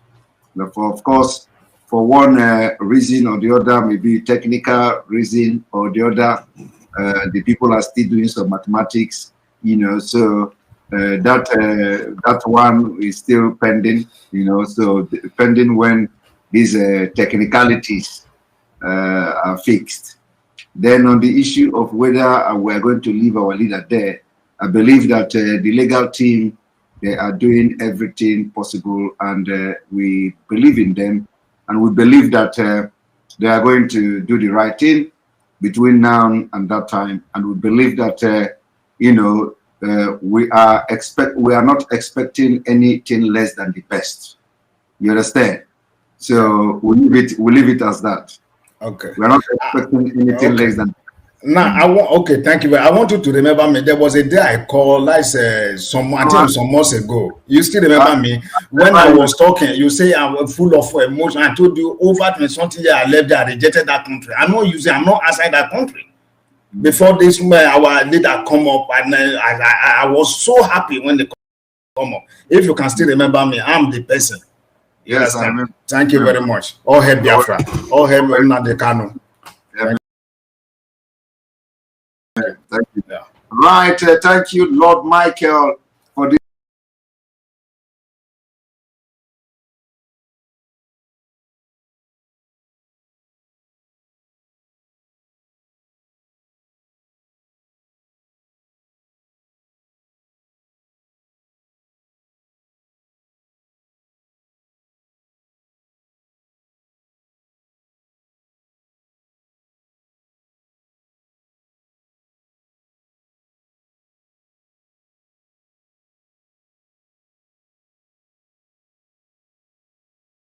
Super chat. Thank you very much for the super chat to support the page, Lord Michael. We appreciate you for that. And then Manchidex Jude, thank you very much for super chat, for supporting this page. We thank you very much. Those of you that have not seen your super chat as well, I thank you in advance. Even if I didn't see it, please forgive me, because some of them are just going. And then another one is Betty Ford. Betty Ford, thank you for the super chat, for supporting the page. Now I'm going to bring you Mr. Peter. Mr. Peter, welcome to the program. Yeah, Simon. Yes. Yeah, good evening, Simon, from this side. I'm calling from South Africa. Welcome to the program. Yeah, Simon, I want to use this opportunity to just I want to ask that Dennis. That Dennis, he said that Ojukwu did not apologize for letting people die for nothing. Now I want to ask him. Now Ojukwu went to Abuli to ask for a referendum, right? After then, they deny him that referendum. Now Nigeria wake up to ask for that referendum. Them and the Ojukwu, who's supposed to ask apologies from each other. Yeah. Now this guy is saying that he's staying in Turkey. He doesn't know that people managing what they get in the state, in their state, is more important than federation managing the state. Okay, now. Don't you know that he was given as an example like in Wike? Look at Wike. There's a refinery in River State. It's not working. There is a seaport. There's a seaport in Ugwocha. It's not working. If those refinery and the seaport is working, do you know how much will be coming inside the state of River State? Do you know the development it will bring to River State? That is these people they don't understand. Most of them here we are telling them, they say they are from Delta, Niger Delta, this one. So now the Fulani man tell you that the Igbo man is coming to conquer you. Is your problem? And they divide you from Igbos. And now they are losing you. They are taking all you have, giving you 13%, taking all the other ones. Yeah. Still, you don't listen. Still, they don't listen. They still take that thing that we are Niger Delta. Okay, look at Dombolo is always coming online, talking about one load. I don't know the name of the load, always mentioning. That load have been worded, have been contracted. For how long? It's not every day. It's Dombolo online. He's mentioning about that load. That load, okay, what about NDCC? Those money that they eat, NDCC is an Igbo man. So all these things they're supposed to have it in their head. Mazi Nnamdi Kanu mean well for them. Mazi Nnamdi Kanu want freedom. Some of them don't know the meaning of freedom. Nigeria have changed their brains. They don't know the meaning of freedom. That's the problem they have. Because if they know the meaning of freedom, and if most of them have traveled abroad and see the kind. Stina is mentioning US. You don't even know how US operates. That somebody, a governor from California, cannot go and manage something from New York. They have their own. They are managing the thing in their state. Understand? It doesn't. Most of them don't know that them will benefit more because what they have in their state can make them. Some of them even getting paid every month without going to work. That's what they don't know. Nobody's coming from Anambra to manage what is in Bayelsa. And nobody's coming from Bayelsa from Anambra to go and manage what is in Calabar. Look at Calabar, there's a wharf there. There's everything they have there, but it's not working. That is what giving Mazi Nnamdi Kanu sleepless night. That is what giving Mazi Nnamdi Kanu sleepless night. But these people cannot see. Once they talk too much, they go there, they give them Ghana must go. That Ghana must go. It doesn't get to Bayelsa. It doesn't get to any Niger Delta. They share it in Abuja. Exactly. They share that Ghana must go in Abuja. When they want to go and do rally, they want to go protest, all of them will come out from Bayelsa, Delta State, we are Niger Delta. Once they say, okay, where's the representative? Well, come. They pick only 5 people. They go, take this Ghana must go. It's 100 million. When they come back, they say, yeah, they have given us, and they say they are coming to. That is all. But Mazi Nnamdi Kanu mean well to them.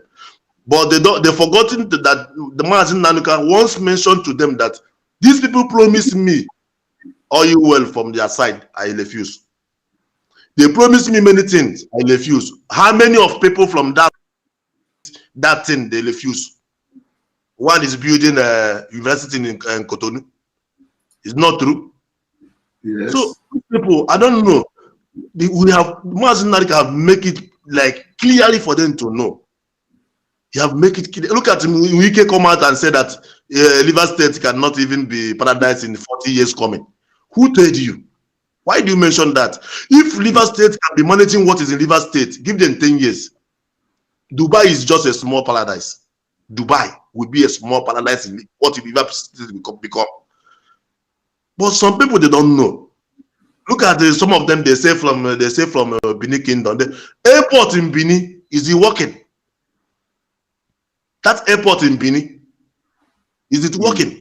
But let them go to Kanu Airport. Let them go to Sokoto Airport. Let them go to those airports in the north. Benin Airport is ancient airport. It's long. It's even older than those ones in the north. But go to north and see the airport, and go to Benin and see the airport in the Benin. So this narrative, this thing, the way they are thinking, I don't know. Most of them need to be taught more. I don't know whether our leader said you don't know whether it's the beef they are eating that always to cover. They don't see light. Thank you very much, Mr. Peter. Thank you very much, Mr. Peter, for your comment. We have to begin to leave, and because the time is actually very, very, very late from this end where I am broadcasting from. So thank you for your contribution today. We appreciate you. And those of you who could not, Cassie, good evening and welcome to the program. Hello. Oh, hi. Can you hear me? I can hear you. Welcome to. Can you make it very briefly, please, so that everybody will just go after you? Yeah. So this is just to address the guy called Dennis. You know, this Dennis again. No. So the thing is that we looking for freedom. We have to make up our mind of what we want. Do we want a total domination and colonization by Fulani?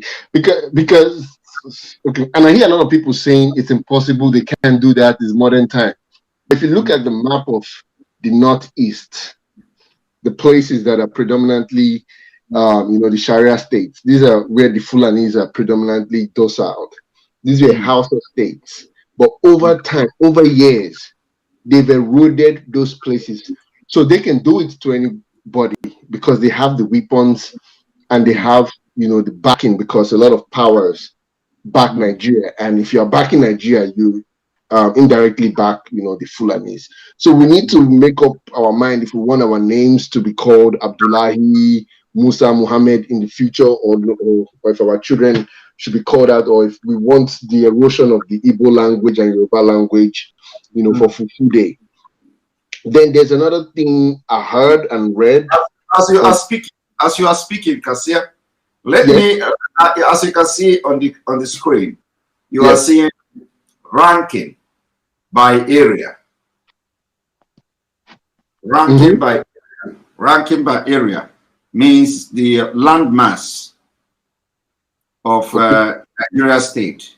So I want people to understand and to see how the Fulani have taken the land, through the boundary commission. Yep. Now I want you to see the scam here.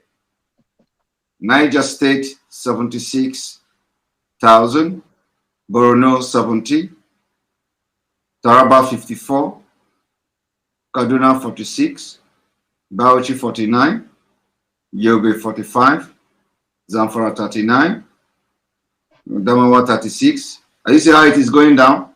Yes. Kwara State 36, KB 36, Benue 34. Are you see how it is going down? Plateau 30, Kogi 29, Oyo 28, Nasarawa 27. Do you see how it is going down? Yes. Sokoto 25, Katsina 24, Jigawa 23, Cross River 20. Do you see how it is going down? Now, the ones that are lowest are from the middle belt. Now, you go down to the southeast. Are you seeing that? The eastern region. From Jigawa, you go to Cross River, you have 20,000. You go to Kano, of course, they use Kano to, to subsidize or substitute something. Now you see, the Kano have 20, Gombe 18. Now let's go to Edo State. Edo is 17, Delta is 17, Ogun is 16, Ondo. We have not entered Southeast though. Okay. Yeah. Ondo is 15, River is 11, Bayelsa is 10, Osun is 9, Federal Capital is 7. Now let's go to Enugu. You see that? Mm-hmm. Enugu is 7, Akwa Ibom is 7, Ekiti is 6, Abia is 6, Ebonyi is 5, Imo is 5, Anambra is 4, Lagos is 3. Now, what they are not telling you now is that from this Anambra was carved to part of Kogi. Yeah. You understand that? Part of Kogi is very deep into Kogi. Then this thing, the Ebonyi State was carved into part of Ebonyi State carved into Benue State. Very deep. So all these states you see, the Abia, Imo State, for example, part of Imo was carved into rivers. River State, yeah. Deep into rivers. So this is the fraud here. And then also, not only from this place, but when you look at the map of Nigeria, you are going to be shocked when you see the north taking the entire space. And then you see, that's why they say the dot, thinking that it is all about landmass. You understand? If it is about landmass, they should go and check the Israel today. You know, it is not about landmass. Most of the countries that have small landmass or whatever they call, you know, they even have more economic power than those nations with 200 million and something, and all of them are empty head. Mm-hmm. That's what I just want to show you. So go ahead. Oh, sure, no problem. And again, talking about where he said we should forget about ethnicity, you cannot. The Canadians, they respect the French ethnicity, and that's why they gave them their own zone. Now, US is a very unique country because of the way it came into, you know, existence, the whole conquest and everything. They're very unique. If you look at Europe, those guys are actually broken along ethnic lines. And most of the guys that are not broken along ethnic lines have a function, have a way to respect everybody's, you know, ethnicity, especially like Switzerland, which has, I think, whether 4 or 5 ethnicities. They have a modus operandi. Most people that have like ethnicity, they're either divided now or they're managing with just 2. Just hold it there. Now, when you mention Switzerland, a lot of people should understand the system in Switzerland. Yeah. You know, they have different laws there. Yeah, like the 5 VPs and all that. Yeah. Yes. So people should understand the difference and why the Switzerland is what it is. Yeah. Okay. Now, like, I'm kind of happy now because when I'm watching channels on Arise News, the people that are coming out, they're coming out with more boldness. Before, they used to come out with more boldness, but now Kanu has been arrested. A lot of things are still being said, but people are kind of being apprehensive because the truth is, whatever injustice was done, Mazi used to talk about, like he used to trash it out in his show and bring it to the limelight of every Nigerian. Recently, I was just watching one program on channels, and I was really happy about this brave guy on Channels TV. Like, if you look it up, his name is Ononuju and Baba, and then he was going against the leader of the Northern Elders Forum. Now, that video on Channels has a lot of view because that man did not even care that he was on the APC-controlled TV station and saying his mind. He was on Channels and he was talking about the Fulanization, Islamization, the irredentist and all that movement. And I was really proud. The Middle Belt, and he's a Middle Belter. The Middle Belt, is another guy came on Arise TV to say the same thing. These guys, I think they've been pushed to the edge and know now that they have to align with the South. That's the only way they can be free.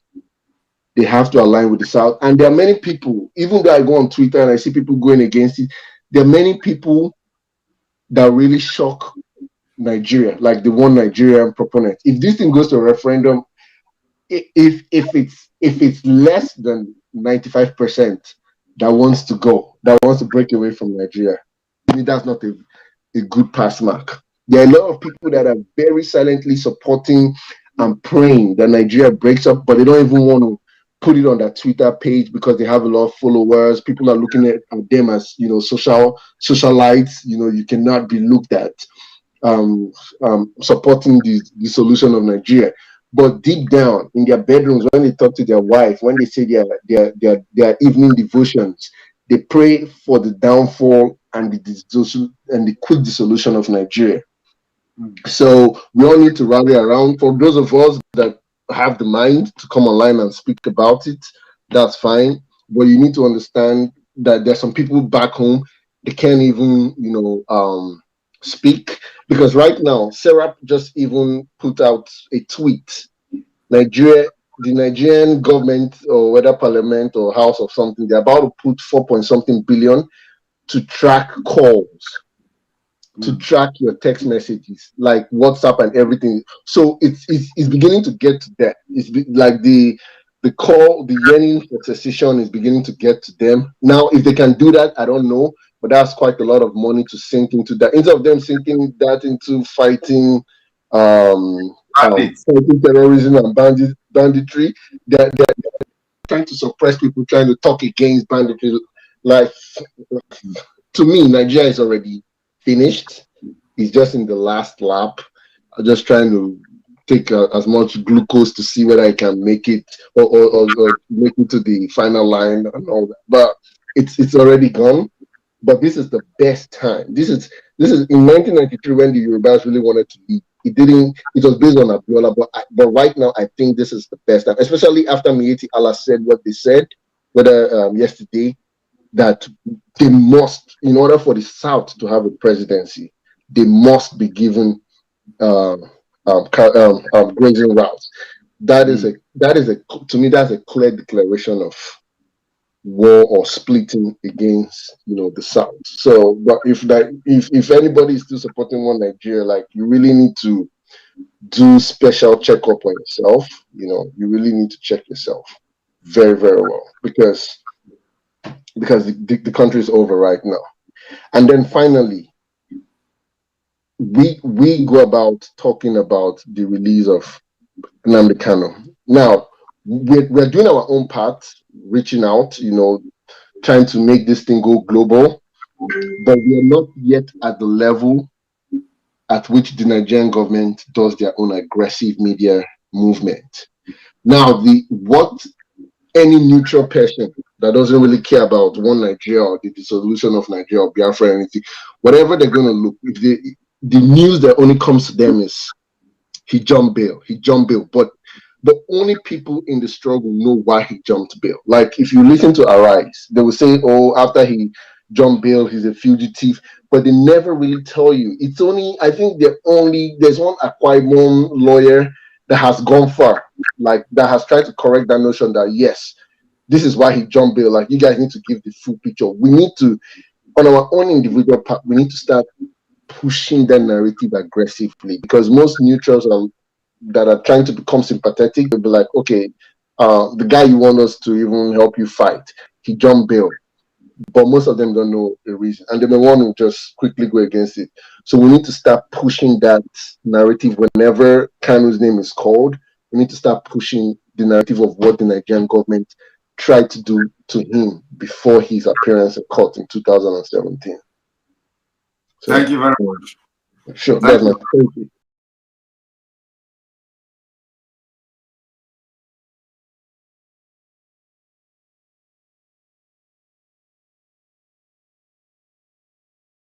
Tomorrow, and remain blessed. Good night. Greetings, everyone. Good morning, good afternoon, good evening, your time. Guys, welcome to Merry Monday Motivation. I hope everybody's doing well. I'm sorry I'm late. But I just want to take this opportunity and say something to everybody. I want to quickly thank everyone that has subscribed to us, that has watched our video, that always visits our live stream, and that has always been hanging in there, even our members. Guys, there is one thing I want us to know, that life itself is a struggle. Life itself is a struggle. It might not be rosy now. Everything might not be going as you anticipated. But do you give up? Do you give up? You do not give up. If it is not good today, it will be tomorrow. Just keep hanging in there. Keep being positive in all you do. Positiveness matters a lot.